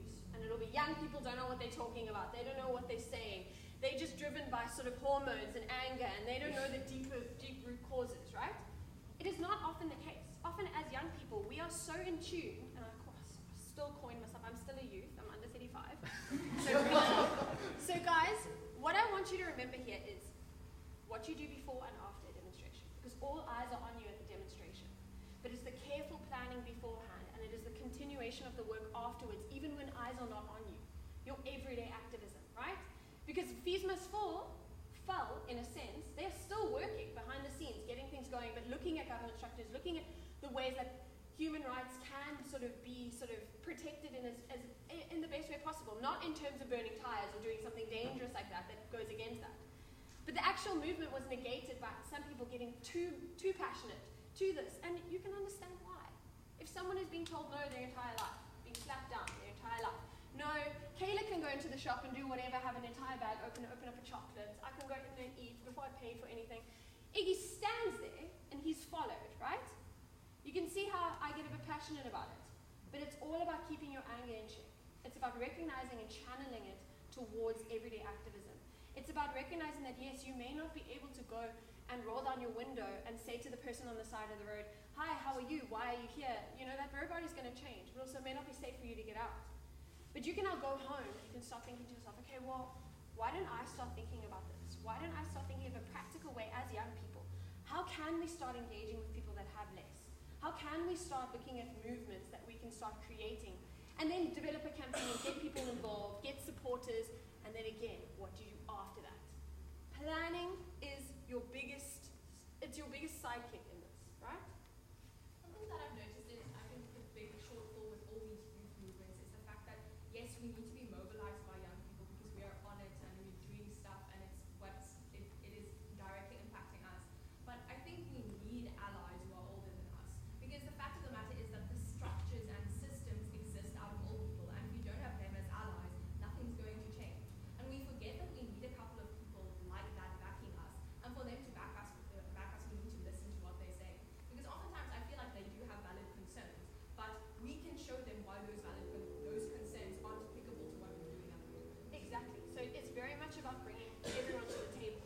Because the thing is, it's like whenever we do trainings, if we train young kids, right, and we don't train their parents, we don't train the teachers, we don't work alongside everyone, you're training one small sector. It's like me coming to speak to you, and now you go home and someone shuts it down completely, or you haven't got any support systems in place.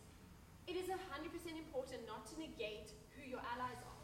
It does not mean now when I say as young people you are present, it doesn't mean that those older are not your allies. It means that everyone deserves an opportunity to speak. And I get that as young people you're not always given the opportunity to speak. But assert yourself, but in a way that is carefully planned out. That is the important thing. Storming into a boardroom where there's a business meeting going on and saying, I have a right to this, you must listen to me, is not going to get you where you need to be. Having a a conversation and recognizing that you are on equal platforms, equal playing fields. And if someone isn't willing to work with you on that, work around that. Don't compromise yourself and try and be aggressive or young or, you know, the whole mindset. Everyone will put that on you. So we'll go into, sorry, I'm speeding up all my language here, so like I need to slow down because I'm overly excited and I know I have limited amounts of time. I apologize. Okay. But now, okay, when we take a step about this and I say to you guys, okay, you have a voice, you have something to be said. I don't quite like a voice for the voiceless, right? Because you're implying that a person doesn't have a voice to speak. However, I get what you're meaning. When we say a voice for a voiceless, we should rather say we're creating platforms for people that are not often heard, right? Because everyone does have a voice in this room. It's not I'm coming here to be a voice for the voiceless. I'm not. I'm creating platforms for people to recognize that they actually should be heard in a space and creating that space for them to sort of work together and work with you. When we talk about everyday activism, we talk about something called congruence. Have you guys ever heard of the term incongruence? So it's where your actions don't match your beliefs. Your moral beliefs, something that you believe, your actions don't follow it. When I was young, I was all for environmental activism, all of this. Very embarrassing. Get a phone call from my mom saying, well, while you're out there being all sort of environmentally active, could you remember to turn the tap off at home? Wow. Can you imagine? Now that is incongruence. I've got these beliefs, I've got these sort of moral obligations, and I want to do this, but that my actions are not meeting them, right? And that is, a lot of the time as young people, we get a lot of frustration from that, because now we want to be this, but we're not looking at our everyday actions. We're looking at the bigger picture. We're looking at everyone else's problems, everyone else's faults. We're not looking at how we can make our actions and our beliefs and moral views be in line with each other. Again, it's our everyday actions. The small things we're doing every single day are what are going to define how we act, how we change things. So we want to be that X in the middle.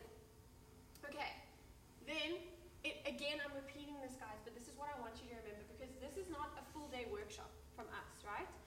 But it is what you do before and after a demonstration that matters. I want you guys to remember this, because you have phenomenal ideas. I see it on the daily when I go into schools. There's these ideas. You guys know what the problem is within your school context. But then you get overwhelmed and overly excited, and you start something that doesn't have planning from adults within your school. You don't get the correct permission in place. You don't get the permits that you need from police or whatever when you're doing a march. So you end up negating yourself because of sheer excitement to move forward, but you don't put the protocols in place, right? You don't look at the safety nets necessarily that you need. And again, about the allies that you need to have. So it's what we do before and after a demonstration that matters. Then, so how do we become an everyday activist? Can anyone answer that question for me? Does anyone know where to start? You need to pick something you're passionate about. Pick something you're passionate about, 100%. Smaller than that. Standing for what you believe in. Okay, we'll move on from that then. How many of you can vote? You guys can vote. What if I said every single one of you should have actually raised your hands here?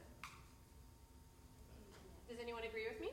Yes, but I actually said something else. So what do you mean?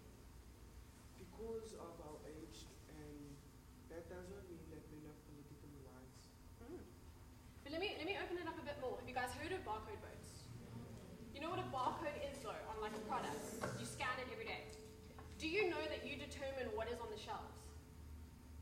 So based on what you buy, yes, you may be telling your parents, I want this brand versus this brand. But the reason they're on the shelf is because you're putting them there. You know those little pick and pay smart shopper cards, all those things? They're tracking what you buy. Why?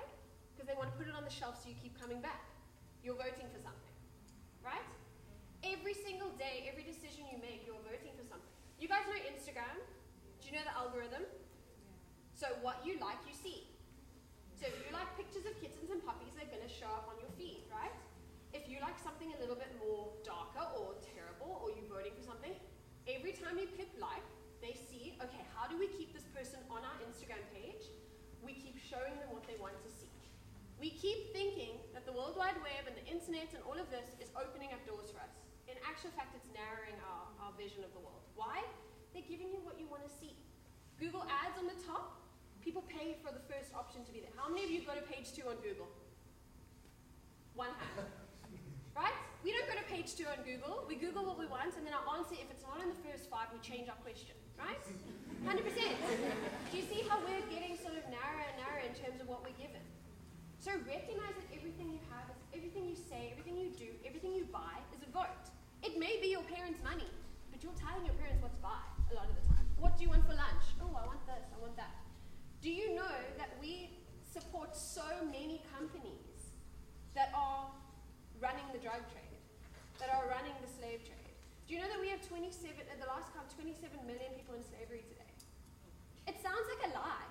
It really does, but it's the honest truth. We're talking child labor. We're talking human trafficking.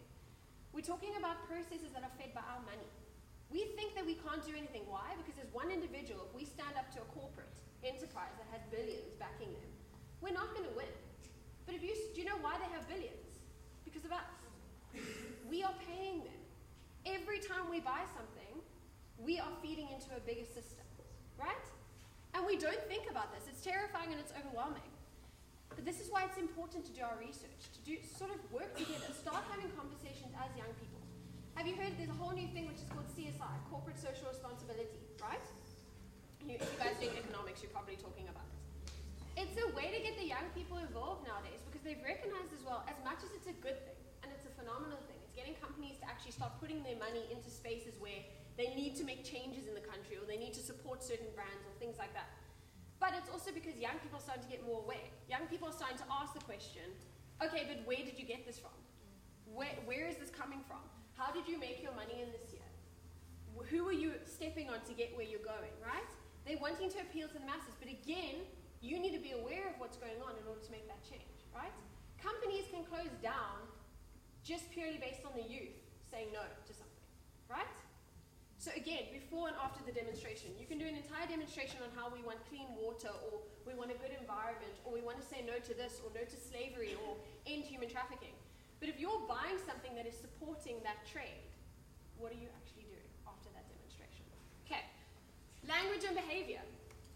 This seems like also a very obvious thing, but it's not really. Slang. You guys know slang? I'm not going to embarrass myself by using modern slang because it's just humiliating when I try. But how does slang words stay? People keep saying them over and over again. We're voting for them. We're keeping them in our systems, right? And that's not a bad thing. Language is a great tool. It's a great communicative tool. But what about the more negative things that we don't realize we say on the daily? When I was younger at school, now a negative term would be, oh, don't be so gay, right? Or we'd use sort of slang terms that we didn't even realize were being negative, right? We were calling out an entire preference and saying that that was a negative thing to be and voting on that every single day without realizing it. Honest truth story, right? I had a group, a workshop. We'd been a 10-week workshop. I think we're on week 5 about human rights, and we were talking about social injustice. Young people. I had a group over here and a group over there. Now, first word of advice I'm going to give you, because I never ever thought it was true. But if a teacher's standing here or someone's standing here, they can see everything. I didn't think we could, I thought I could get away with eating my packet of chips. They can see you. They just have given up on what you're doing. Okay. So guys, now I could see what was going on. Over here, I had this young girl say to me, they had to pick a social injustice. Over here, we had a boy lying on the floor with his arm around a girl, but they were comfortable, so I just left them, and it wasn't anything saucy. So what happened over here, they were having a conversation and saying to me what their social injustice issue they would like to tackle. The young girl says to me, ma'am, don't like being called ma'am, but I was. Ma'am, I want to talk about the issue that young men in our country are so afraid of going to jail because they're going to get raped, but young girls are afraid of that every day. Now that was what was being said here. Right over here, this girl said, get off me, you're irritating me. And one of the boys, one of the top students said, you know no means yes. The exact same time. Now, instead, I didn't humiliate the boy, I didn't cause a whole scene, but I said to him, did you hear what the social injustice issue? I got her to repeat it. And he was like, oh yeah, that's very serious, very into it, all of that. And I was like, do you know what you just said earlier? And I was like, you know you said no means yes. He went blood red and he's like, I didn't even realize I was saying that. I wasn't perpetuating rape. So I wasn't talking about rape culture. I was just saying in that moment no means yes. But do you see how we're voting for something every day? And young people hearing something like that, older people hearing something like that, they're like, No means yes, no means yes, no means yes, no means yes. Okay, no means yes. You know when you parrot learn for a test beforehand, where you're like, okay, the mitochondria is the powerhouse of the cell, I'm going to remember this, right? It doesn't necessarily mean you know what's going on there, but you know that it's the powerhouse of the cells. And if anyone's like, mitochondria, you're like, powerhouse of the cell. If I'm like, no, means yes, you know, like you guys are going to get involved in it, and it's not meaning that you agree with it, right? This is the scary thing. We don't agree with it necessarily, because if you break down what people are saying, and someone says, oh wait, but I didn't mean it, we tend to either get defensive, where we're like, oh no, that's not what I meant, I just meant no means yes, he can't put his arm around her, but you guys see how it's a bigger thing. And it's the same with your behavior. How many of you have little brothers and sisters, or little cousins, or anyone, right? Do they copy you? It's annoying, right? But human beings, we copy each other. We look at what other people are doing, and it's not to say you're not an individual. It's just if you see something happening constantly over and over again, you're going to do the same thing. Why? Especially if you see good, positive results, you know? Oh, I'm just going to take an extra sweet. I'm going to take an extra sweet. I'm going to take an extra this. Oh, no one's getting me in trouble with that. I can walk through the shop, drop something in my bag or whatever, no one will notice. Why? Never getting punished for it. But you're voting for something. You're telling people that that's okay to do that. You're telling young people who follow you that's okay to do that. So our language and our behavior is more than just saying to you, don't swear. I'm not saying that. Don't, because what is the use? But the truth is, look at what you're saying every day. Look at the kind of language you're using. Look at things like, I had a priest say to me when we were at a child protection policy training that it mattered what I wore as to whether or not I would get raped. Right? Now this is someone in a community where they are supposed to be trusted, right? And supposed to be sort of, but now someone had taught him that constantly. Oh, well, what you do wear makes it okay. Why? So now if I'm a teenage boy or a teenage girl or something, and I see someone and I'm like, oh, she got raped. Oh, well, you know, what you wear is going to determine what happens to you, right? And as young people, if you're taught that over and over again, what does that do? Number one, guilt on the victim blaming. It causes this entire system of, okay, well, you're the cause of something that is completely you should never have ever been victim blamed for, right? Same as the whole concept of boys can never get raped because they enjoy it. I've heard that in schools. People have told me that, right? Boys cannot be raped because they enjoy it every time. That is a sentence I have heard. Now, yes, you're all frowning, but some of you might have thought, oh, I've kind of heard that before, or oh, maybe that's true. What does that say for a young man who's been raped? Is he going to come forward? No. So do you see how every day we're voting for something? And when we talk about activism, again, it's before and after the demonstration. I'm not telling you to now go outside your school and hold a sign. Sometimes it can be an effective means of getting people's eyes on you and looking at a cause. But look at your smaller everyday actions, right?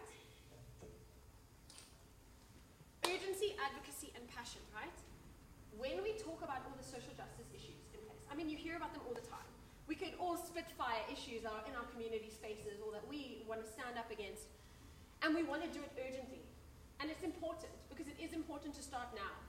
But the starting now means start with the planning. Start with looking at a long-term plan, because it needs long-term planning to make long-term changes, right? So our young people, and I am including myself in this, we want to do it now. We want to answer now. And if we don't get the answer now, we move on, right? It's sad, but it is the truth. So we need to sort of combine our urgency, our advocacy, and our passion, and make this sort of long-term solutions. You guys are still very young, right? So much can happen from now to your 30s. I know that seems like a really far time, but it comes quickly. So just bear that in mind. So we need to start looking at this and looking at the urgency factor, and our passion, and keeping that driving us, but acknowledging that we need to advocate in a way that is looking at the long-term picture, not just the short-term.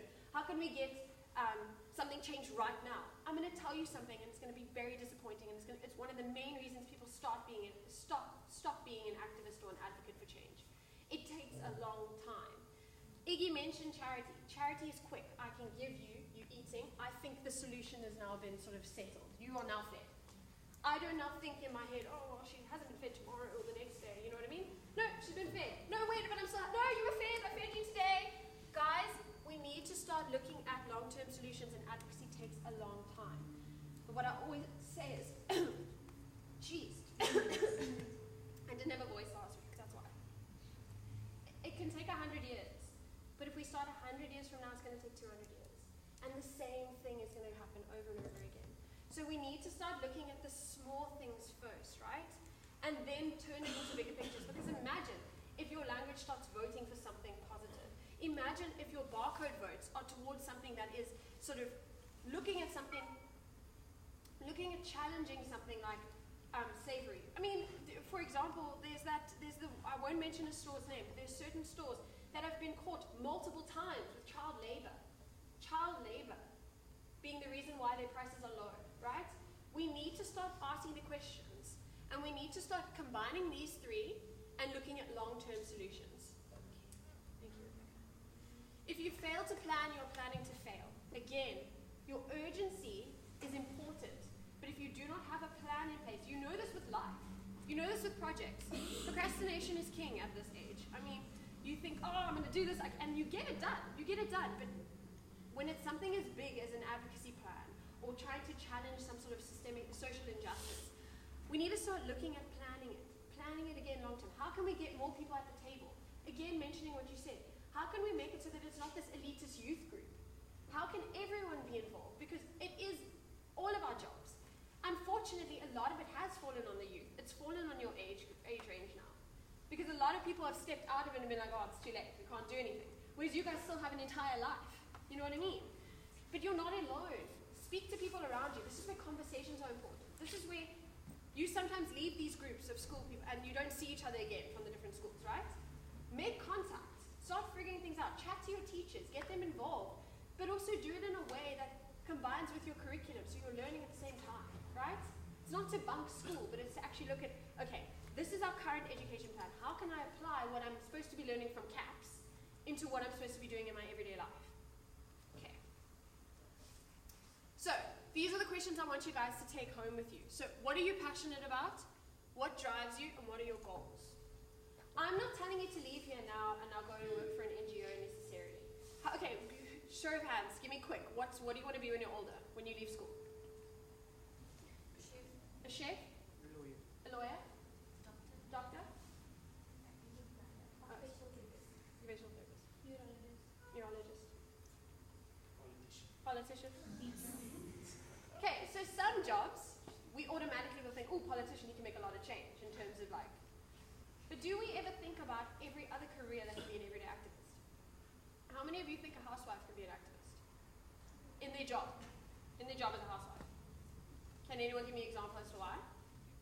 If you, for example, have to do grocery shopping and you buy from stores that you know the company does not use child labor, then you are contributing in small way. Yeah. Also, recycling at home, making sure there's recycling bins and not just one bin for everything. You can raise activists. Actually, it's by raising your children and basically imprinting that the right thing in their heads so that they can grow up and do the same thing with their children and so the cycle stuff. But also, an even simpler thing. Imagine a housewife has employed a domestic worker. Who tracks what that domestic worker gets paid? The housewife. How many people, domestic workers, are underpaid? Right? If we look at the salary of a domestic worker, it's shocking. It's absolutely shocking. So again, everyday decisions. If you're a businessman or businesswoman or business person, you're responsible for employing multiple people. Sometimes thousands of people, sometimes an entire conglomerate of people, you know? You decide what their wage is. You decide what your organization structures are. You decide whether you turn away people based on their HIV status or not. Things like that you don't even think of. People do. It's illegal to ask for HIVs, but there are companies that will say, what is your HIV status? You will be hired or fired based on this, right? Things like that. Unjust sort of systems in place. Being a teacher. You're an everyday activist in that sense. Not only are you raising people, but it's what the language you use. It's the systems you employ. It's how you grade your students, right? Things like that. Things we take, it's not just our social workers, our NGO workers, or our humanitarians that are everyday activists, because I can guarantee you the person on the ground hugging a tree, phenomenal for that tree, brilliant. But they are not necessarily going to influence thousands of people that work underneath them in a business structure or CEO person, right? We take for granted, we let the people, the powerhouses go, and we say, oh, they're not about advocacy, they're not about human rights. It's the humanitarians and the social workers, they're the ones who are going to make the change. No, it's every single one of us. No matter what your career is, you have to move forward and work towards being an everyday activist, right? So I want you to think about what you're passionate about, what drives you, what are your goals, and align that with activism, align that with advocacy. Don't go now and change your career path. Do what you're passionate about. Why? Because when you're passionate about something, even if you're told no, no, no, you're going to keep going. Okay. How can these align with activism in the promotion of positive social change? Channel your passion into activism. What if I told you, now you may think, how old are you guys? 16, 17, 18? We had two 16-year-old girls stand up to injustice in one of the biggest ways possible. The end result, they caught 3 human traffickers. Now you may think to yourself, oh my gosh, how on earth did they do that? Do you know what they did? They listened, number one. Number two, we did a human trafficking workshop with them explaining how it works, what they need to look out for. They went on a nearby community, they were in Kimberley, knocked on doors, and this was in a safe, they could walk around, so they had the teachers and the permission, knocked on doors and handed out sort of what human trafficking is, look out for these signs, bought a cheap phone, SIM card, handed out the number to everyone and said, if you notice anything, please, like, SMS. Number one, first rule, they did not become private investigators because it's not their job to be private investigators. They took this phone and they kept getting the same sort of message. There's this green van. I know it sounds like something out of a movie, but it really happened. There's this green van, there's this green van. They keep slowing up by schools, slowing up by schools. They handed over all this information to the police. The police went and checked it out, opened up this van, fingerprints, all of that. 3 human traffickers were in that van. They were arrested. They had enough evidence because they'd been trailing around the schools and people had, and they'd have that write-up. 2 16-year-old girls did that, right? Because they mobilized their community. They mobilized people to know what was going on. But also, most importantly, their urgency, their advocacy, their passion. They knew where they stood in the mix. They were not now becoming private investigators and endangering their own lives. This is what is very important. As young people, we tend to want to do everything ourselves. We want to be the person. We want to be the person driving all the change. This is where planning is important. So please remember that. Channel your passion into activism. If your passion is women's rights, or children's rights, or anything along those lines, channel what you're doing into that. And get friends around you to support you. Look at other people, because we can't tackle every single social injustice issue ourselves. But if you're passionate about one, you can start working towards that change throughout your entire life. So, this is an important disclaimer, guys, please. Anger must not be confused for passion. Responses to injustice that are built on anger and driven by anger can be dangerous and result in extremist responses that can violate the rights of others. Can anyone tell me what right number 29 is? Responsibilities. Where's the chocolate? Amen. Come to me at the end, I'll give you a chocolate. It is my favorite right, but it's the one that every single person forgets. Except you. So what we need to remember is, you have the responsibility to uphold your own personal rights, yes, but the rights of those around us. A lot of our young people, and I'm talking about younger than you, are walking in buildings being like, I have the right to this. I have the right to this. I'm entitled to this. And you are, as far as you're not stepping on anyone else to get it, right? And this is what is so important, responsibility. So responsible actions in order to challenge the social problems that you're working alongside, right? So please, guys, don't now go out there and be overly angry. We've all been there. I can say for myself, I've been in angry situations where there's no solution that comes out of anger, right? You may be met with adults or other people your age that want nothing to do with this. Don't necessarily make it your mission to change their mindsets, but through your actions, they'll start to see, okay, they're doing something. Do you know why young people get attention on them? It's because when adults see young people actually caring about something, or working towards something, or planning for something, they want to know, okay, why?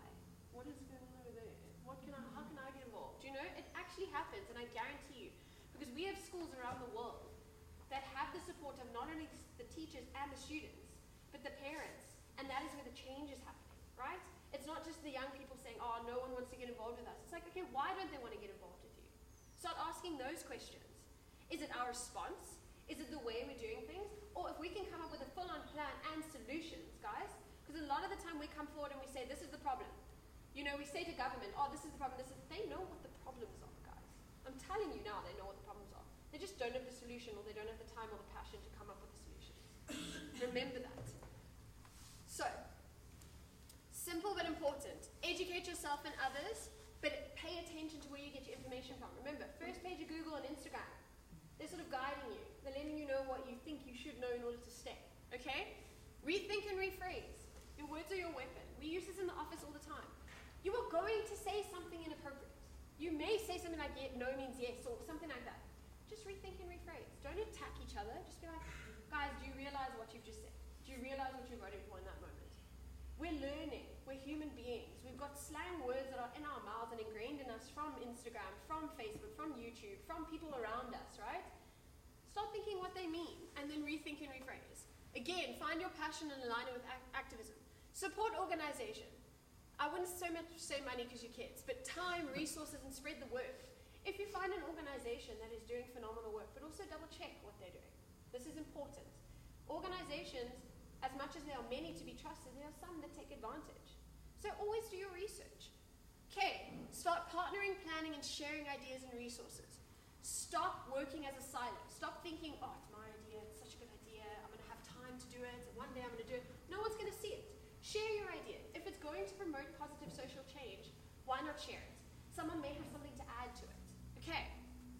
Also, it means start chatting to each other. Start saying to each other, oh, I'd love to meet up again so that we can actually have a conversation in the various groups that we were sat in, right? This is overwhelming. This is what you're faced with daily. There's you in the middle, and there's all these issues. And you're like, where on earth do I start? What am I supposed to do? Right? We've got youth violence, health crisis, mental health issues, sexism, human trafficking, refugee crisis, and this isn't even all of them. This is why it's so important to find your passion and align it with activism. Because I'm telling you now, you can't tackle everything. But you can find something, and you can start working towards making that change, right? And again, it starts with you, and it starts with the people around you. You might be unpopular at first. In all honesty, you might. Because you might be saying, oh, there goes Kayla again, she's talking about women's rights. Oh, women have rights. You know, the same thing. Or, oh, we're talking about apartheid again, it ended over 20 years ago, what are you talking about? I don't have white privilege, I worked for my own need. We hear that often. Guys, the conversation might get boring for you. But then think of new ways. Think of new ways, because you need to continue voting for it. You need to continue voting for your positive social change. In your language, in your actions, in your societies, within your school. Start looking at ways forward, and remember, advocacy does take time. Activism does take time. So you may feel like nothing is ever happening, but change does come. So please remember that. Okay. So 3 things to remember. Recognize that there are no quick fixes to long-term problems. I'm sorry, there is no quick fix. But it means that if we start now, and if we start using our expertise, and if we start using our passions, we can get somewhere. And we are. We see it daily whenever we're in community spaces that changes are happening. Believe in yourself and others, as cliche as that is, you need to, because you need to hold each other up. You need to keep inspiring one another. And then human resilience is a powerful tool. It really is. We get up when we're pushed down over and over again, and remember that. Use it as your weapon. Okay. And then, more importantly, if you wait until you can do everything for everybody instead of something for somebody, you'll end up not doing anything for anybody. And that is important. Do you see how simple it is? We keep waiting for this one-time solution that's going to fix everything. But if you're sitting there waiting and not doing anything, no changes are going to happen. So thank you guys. Thank you very much.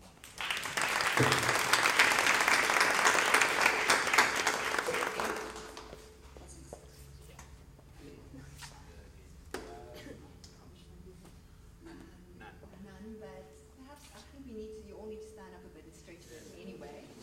So, and chat, please mingle. Oh, wow.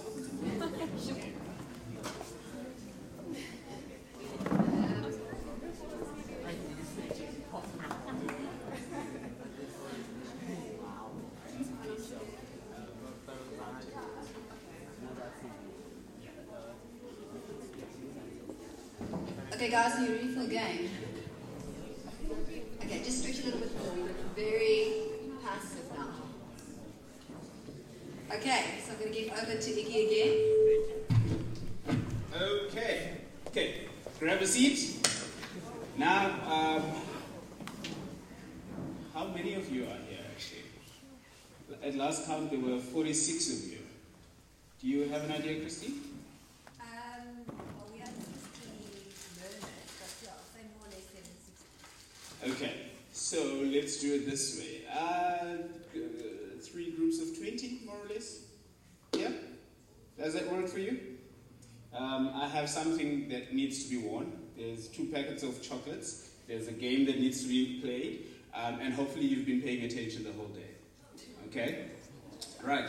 So quickly, I'm just going to make like this. Okay. Everyone,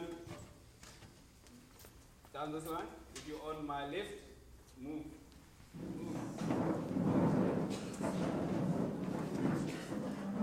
Take your chair, move. There we go. Over there. Lovely, lovely, lovely. Everyone on my right, move. Move.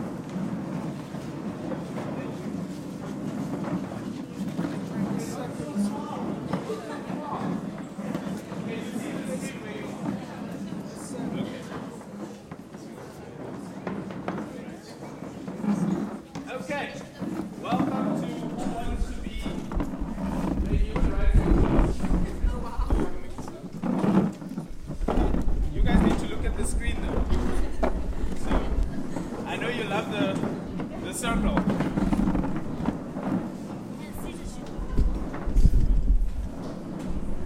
Okay, let's do that. Right. 3, 2, 1. Almost assemblief. Baie dankie. Okay. Alright. Who wants to be a human rights activist? This is the game show. We're going to take about 5-10 minutes. I promise you, it's a lot of fun. Hopefully you've paid attention. If you've listened to everything that was said, you basically have all of the answers already. Okay? If you listen to what Chris said this morning, you have the answers. If you listen to what Kayla said, you have the answers. So let's get started. Okay, I'm going to do just a random round to see where we start. Okay, this is the question. Right, here's what I want to do actually. There's 3 people who are going to be basically the decision makers in the group, because I can't wait for everyone. Democracy is just takes too long. Okay. 3 people over there, 3 people over here, 3 people over here. Decide, just vote quickly. Those 3 people, you're going to decide every time the category and the amount of points. I want those 3 people to make those decisions. Otherwise, having a conversation every time you need to make a decision is going to take forever. And I want to go home. It's a Saturday after all. Right? You have your 3 people? Okay. You have 15 seconds. You have 15 seconds to make a decision. 10, 9, 8, 7, 6, 5, 4, 3, 2, I lost my counting. Okay. 3 people, sit in the middle of the group, please. Quick. There you go. Sit over there. My 3, I want to see you together. Awesome. 3, in the middle. This isn't the hard part, we promise. Quick, baby. Where's the 3rd one? Awesome. Right. Here comes the bonus round. In what year was Nelson Mandela released from prison? Okay, yeah? Can I do this? Yeah. 1990. 1990? Yeah? Right. Excuse me? Oh, okay. Right. That's where we start. You guys want to go first, second, third. Okay? Right. There are 1, 2, 3, 4, 5 categories. Sorry, for those that are wondering, I went to the Afrikaans school. So when I have to count, I can only count in Afrikaans. So it's the weirdest thing, but anyway, that's how my mind works. Okay, so we have 5 categories. You choose a category. You can choose from any number of the categories and any sort of points assigned to a particular category. There's a question behind it. You need to give the correct answer. Right, that's rule number 1. Rule number 2 is if you don't get the question correctly within 10 seconds, it opens up to the floor. Okay? So at the end, whoever wins the most amount of points, Kayla is keeping track of them, wins. Okay? And I think there's enough chocolates for each group.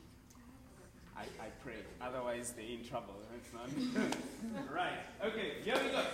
Category number 1, I believe. Question quickly. Yes.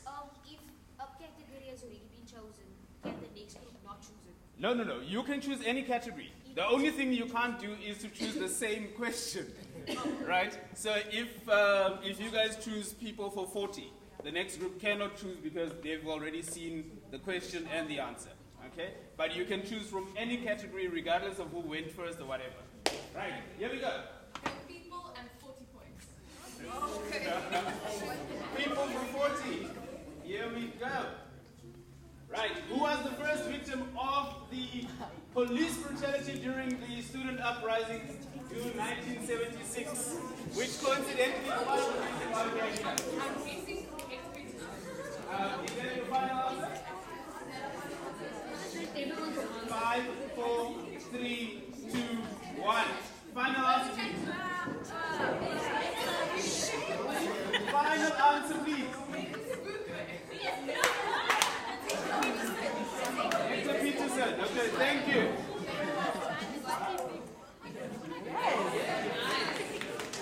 Right, and we are off. Group number 2. Question. If you choose, okay, since they choose people 40 and they were like barefoot. Yes. The easier questions are 10. Right, here we go. So you guys choose your category now already. Yeah? Human rights 40. Leaflet.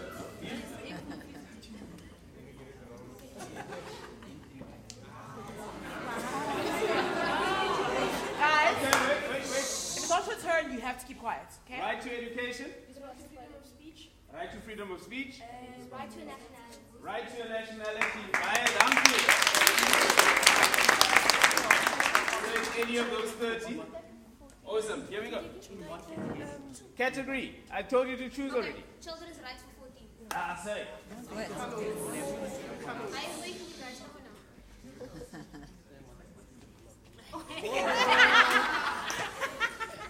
Right.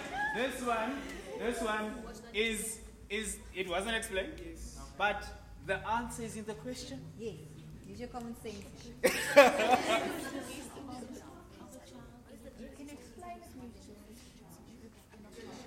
Explain what the best interest of the child principle is. So there's a principle called the best interest of the child. What is it?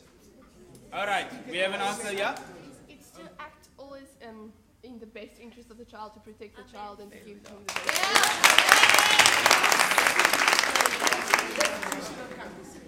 Right. We are back. Bye, Lumpy. Through here. Human rights 50. Ooh.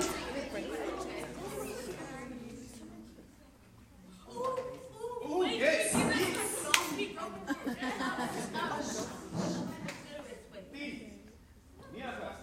Okay, your group has an answer, yeah? Excuse me?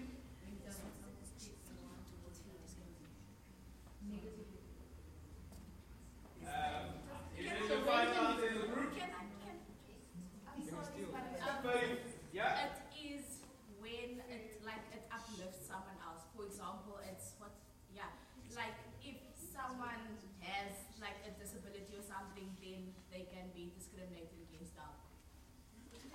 No. Is that your final answer? If it infringes on someone else's human right, then you can discriminate. Okay. No. It's a difficult one. It's a difficult one, but it's a yes or no guys, answer. let's listen to the question one more time. On what basis is discrimination allowed? Where is discrimination allowed? Where? Faith, fear, dream, fear. Economic status in South Africa, because we have a BE, so... No.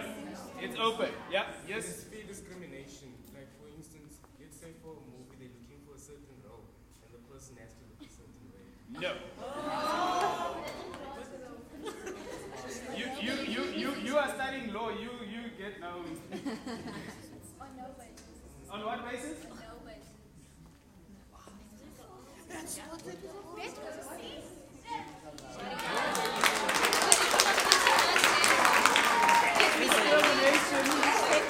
Discrimination is never allowed. Discrimination is never allowed. The policies that you guys are referring to are policies that are trying to do Equity. Equity, right? It's not discrimination. You guys know what equity means?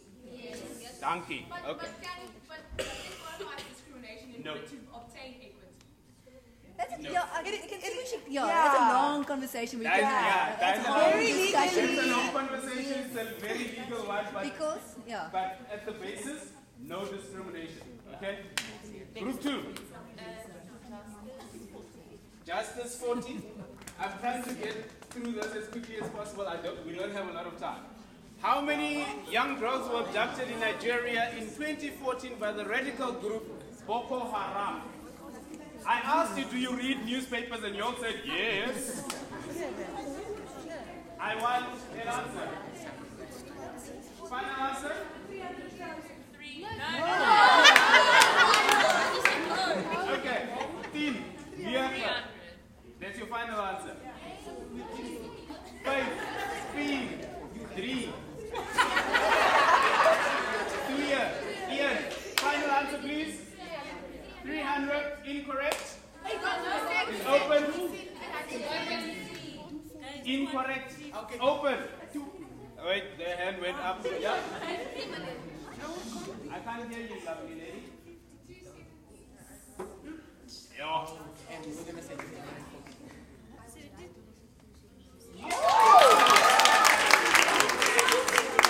I'm giving you the closest, but I was looking. She said 270. I And then heard she changed 270. Okay, cool. There we go. So 276 girls, who, by the way, not all of them have been returned. Did you know that? Yes. Some of them are still in captivity. Right. What's this here? 30. There we go.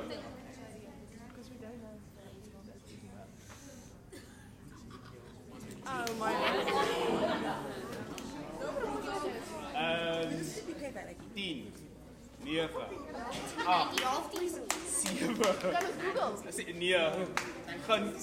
9, geen Google nie. 6. Final answer? No, you can't answer it. 5, 4, 3, 1950s, that's your final answer? Final answer? 1950s, incorrect. We tried, guys. We tried. Incorrect. Thank you.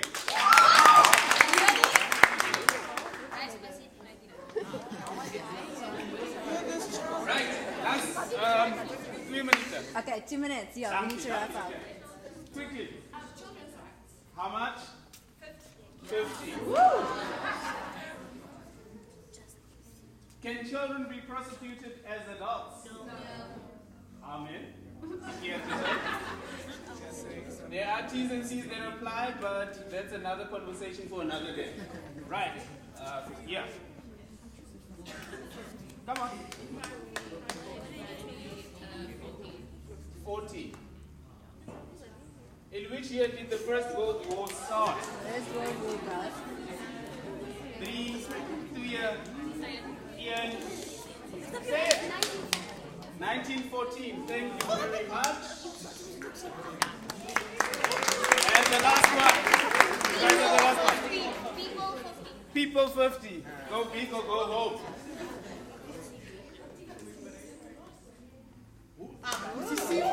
We're back. He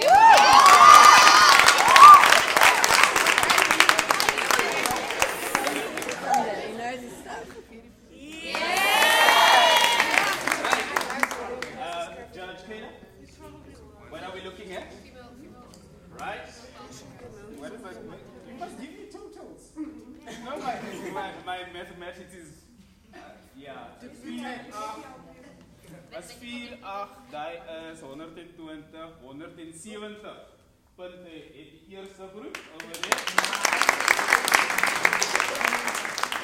Die is 90, die is 130 het die tweede groep. En die derde groep het 90. En dit betekent... Dank u, Rebecca.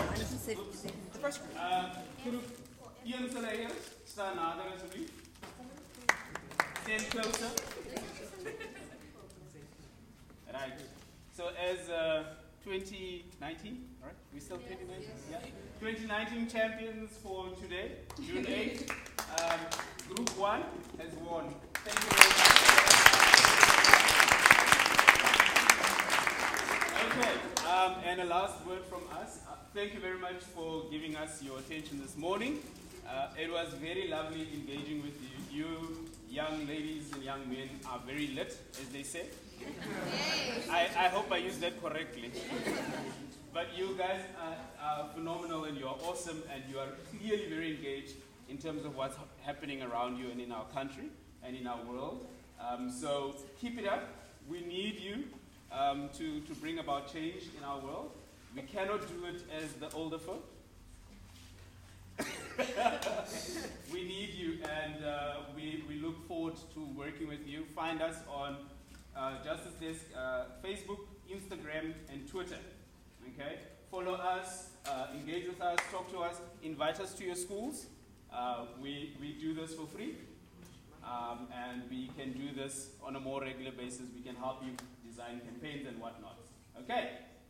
Okay, link it up and enjoy the rest of Youth Month. Okay?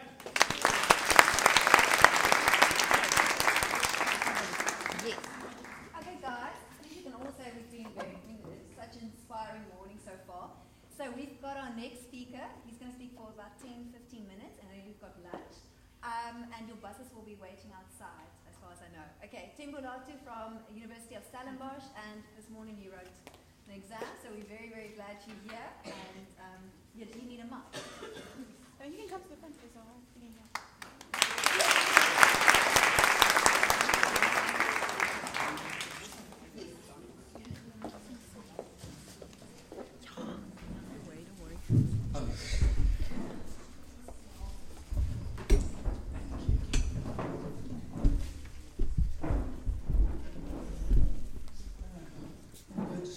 Good afternoon, everyone.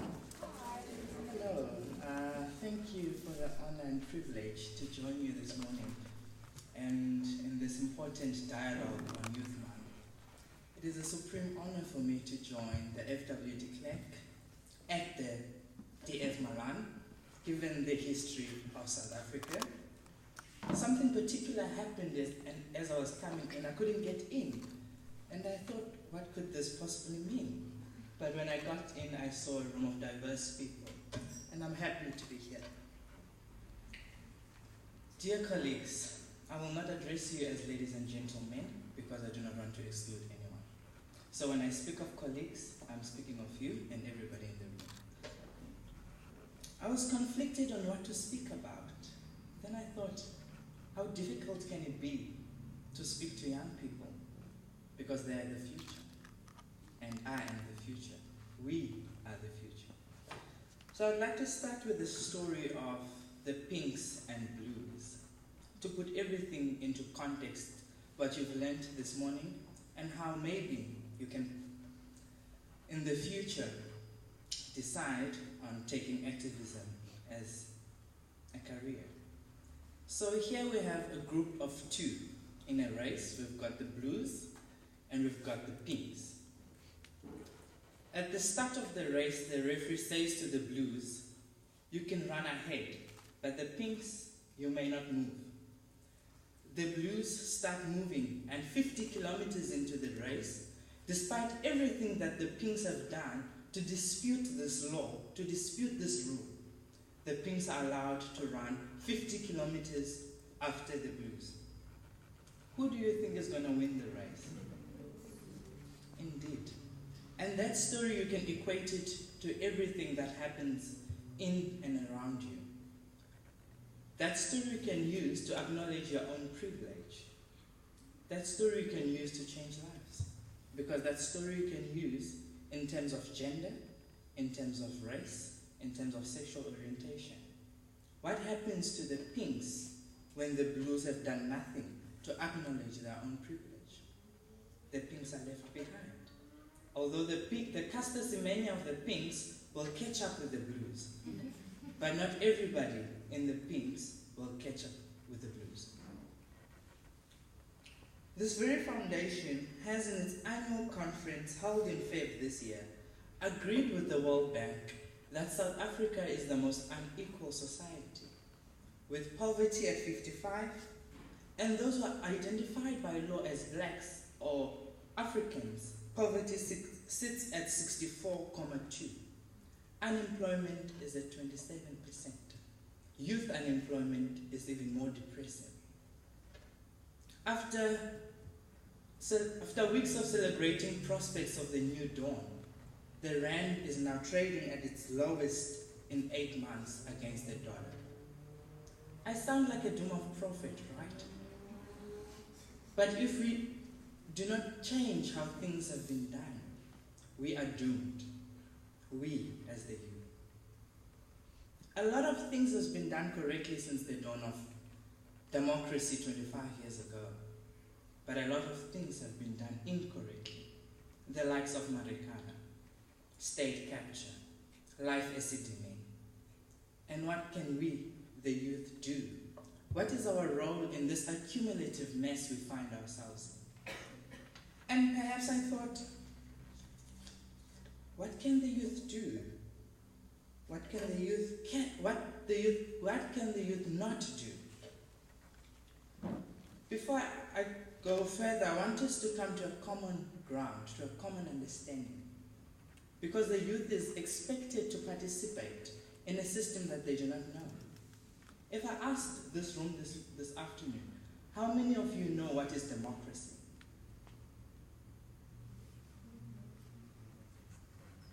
Few hands.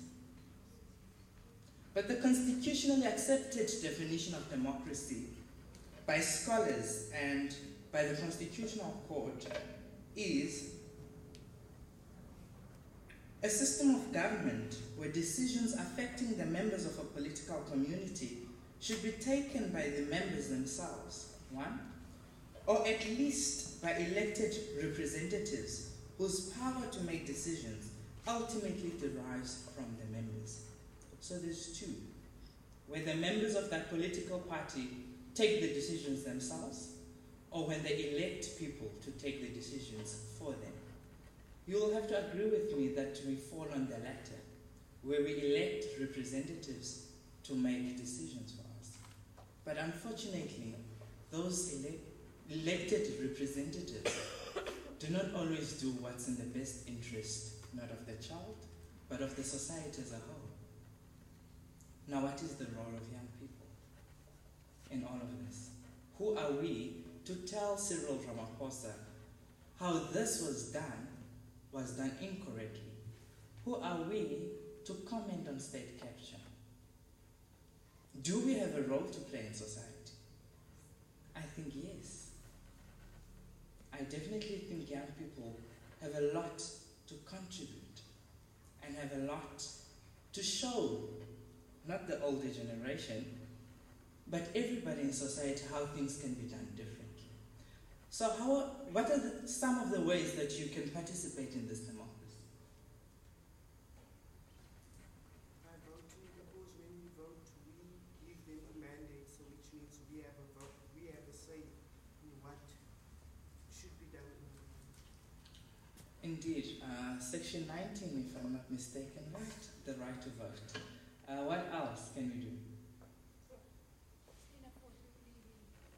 Stand up for what we believe in. We can stand up for what we believe in. Fees must fall. And you can comment on bills and legislation that's being passed and how you affect that. You guys are going according to my list. Indeed.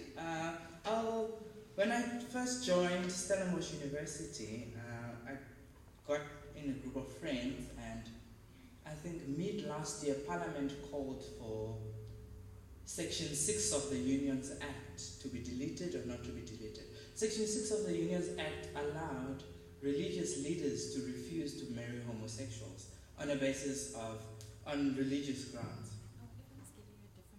Okay, there's...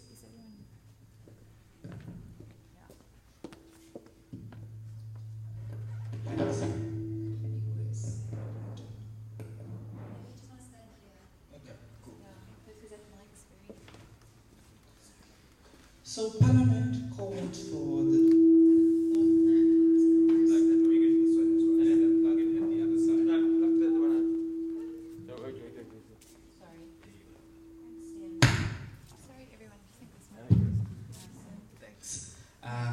So, Parliament called for the removal of Section 6 in the Union Act, and I submitted to Parliament telling them that religious leaders, pastors, should not be allowed to choose whether they can marry homosexuals or not. And the National Assembly agreed with me. Not with me, with the rest of hundreds of people who submitted. But can you see, I've done something.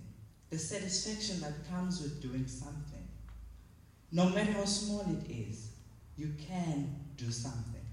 Don't say it's for Christine or it's for the Thuli Madonselas. It is for all of us. So like you said, I like that we can submit to Parliament and we can vote. And what else can we do? Yes. We can volunteer in our communities towards things that we support, Mm-hmm. and we can also participate and find out about board meetings in our specific wards where we live. Indeed. We can do that, and we can advance SDGs. Who knows about SDGs? Sustainable Development Goals, but it's from the United Nations. It's so up there. How do we turn it into national, and how do we turn it into local goals? Well, we see which goal we're passionate about, and we plan for action in our small communities. And by starting small, we create ripple effects, and it creates a huge change. Indeed. So we can turn SDGs into local development goals by first choosing what we are passionate about. If gender equality is what you are passionate about, you start planning, coming up with a cause that will advance gender equality. If poverty is your passion, you start and you plan and move for food, is what we do at Stellenbosch University, where we cycle and we raise money for the students who cannot afford food on campus. What you also can do, what we do with the Thuli Madonsela Foundation, is to have social justice cafes. What are social justice cafes? Is where young people like you come and sit around and talk about the most pressing issues in society. It also serves as an intergenerational conversation, because the young ones will tell the older persons, this is how we feel about this, and this is what we would like to happen moving forward. So, a social justice cafe might work at Stellenbosch, but a social justice cafe might not work somewhere else. What you need to do is to identify what's pressing in your community and to come up with a plan for action in your community. So we need to be innovative and to think outside the box. We don't have to join a political party to be active and to make our voices heard. So dear colleagues, it is this that we've talked about here is by no means a conclusive list, but some of the things that we can do.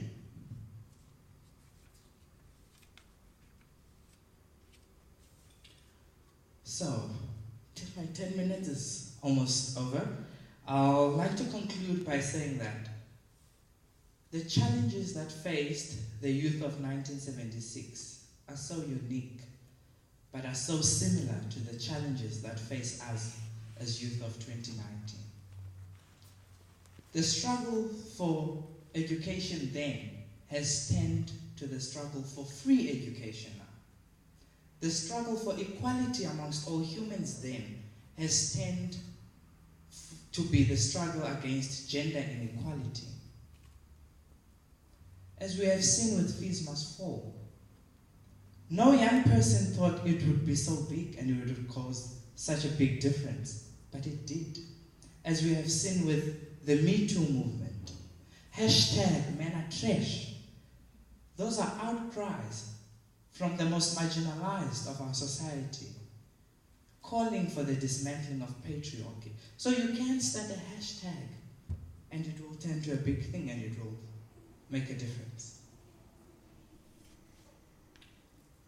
Thabo Mbeki describes the generation of Nelson Mandela as the generation that put South Africa on a pedestal of hope. The generation of Nelson Mandela, of Mama Winnie Madikizela Mandela, Walter Sisulu, F.W. de Klerk, they were faced with the challenges of delivering freedom and democracy, and they did. What's our challenges as youth? As you have seen, it includes mental health, poverty, homophobia, xenophobia. And what can we do to advance and to eradicate those challenges? Think about that. Our call is not to deliver freedom or democracy. We already have those things. We have different challenges now. The question is, will we rise to the occasion and deliver like Nelson Mandela did, like Walter Sisulu, F.W. de Klerk, all those people, through collaboration and partnership? No man can do it alone. Like the African proverb goes, when spider webs combine, they can tie up a lion.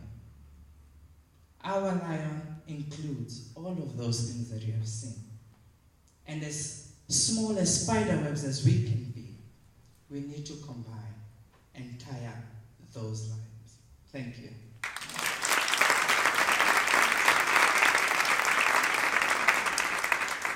Thank you so much, Thembalethu. I'm going to do a quick thank you because we've run out of time. First of all, I remain inspired by people like you. I wish I was half as aware and as woke at your age as you guys are now. You guys are so amazing. I want to encourage you to continue to read up, to participate in your democracies and your community as you're doing now. I can't express on behalf of myself and my team just how incredibly pleased and impressed we are at just what you guys have shown, your knowledge, your eagerness to participate. We didn't have to carry sticks and whip you guys into participating. Thank you so much for giving us your Saturday mornings as well. I hope that this has been beneficial and useful to you as it's been to us. I want to say a big thank you to our friends at the Justice Desk for allowing this to happen, for taking time out of your Saturday and coming to do this incredible workshop. Thank you guys so, so much. Themba, where did you go? There you are. You wrote an exam this morning. I think you're the real hero here. Thank you so much for your multitasking, for coming through and inspiring us with what you do. And I want you guys to actually, when you get home, to Google this young man. He's incredible, and he is just taking the most incredible steps forward. And I wish you all the best going forward, and I hope we can continue a relationship going further. Thank you to all the teachers and the guardians who are here today for saying yes to our invitation. You didn't even know who we were and what work we do, and I hope that this has kind of shown you what we are interested in doing and I hope you can take what the Justice Desk does and take it further into a bigger part of your school. And I want to say thank you to Stihan. Oh, thank you. Okay, so we've done so many back and forth emails with Dear Malan. This is the second time the school has allowed us to do it in your hall. Thank you for opening your school to us. The DF Malan students, you guys are amazing. Thank you so much. Your catering team, your sound people, you doubled up a sound and man handling everything. Thank you so much. Thank you to my team. You guys are amazing. It's an honor to do this stuff with you guys. Did I miss anyone? Oh, Pete. How can I miss you? Thank you so much. I really appreciate you taking your Saturday out as well and coming, and I hope that you took something away from this as well. Okay, I'm going to make one more request. Oh, God, I keep forgetting. And Chris will never forgive me. Chris, I appreciate you. So for making all of our breakfasts possible, actually you don't appreciate when my bread is buttered, for making all our breakfasts possible, for making this event possible every single year, thank you to you and the Konrad Adenauer Foundation, and I hope that my lapse in thanking you will not affect anything going further. Please raise your hand if I've forgotten you, so I just covered everyone. Are we all good? We're all good. Okay, one last request. Remember the yellow bin I spoke about earlier? It's actually over there. Please make sure you put all your cups in there if you still have coffee cups. Number 2, We want to take a group shot of all of you beautiful faces. So as quickly as possible, I want you guys to pick the chair you're standing up on and move it to the back. And I want you all to like assemble in the center facing me, and Pete will take a picture from on stage. Can you guys do that for me? Wait.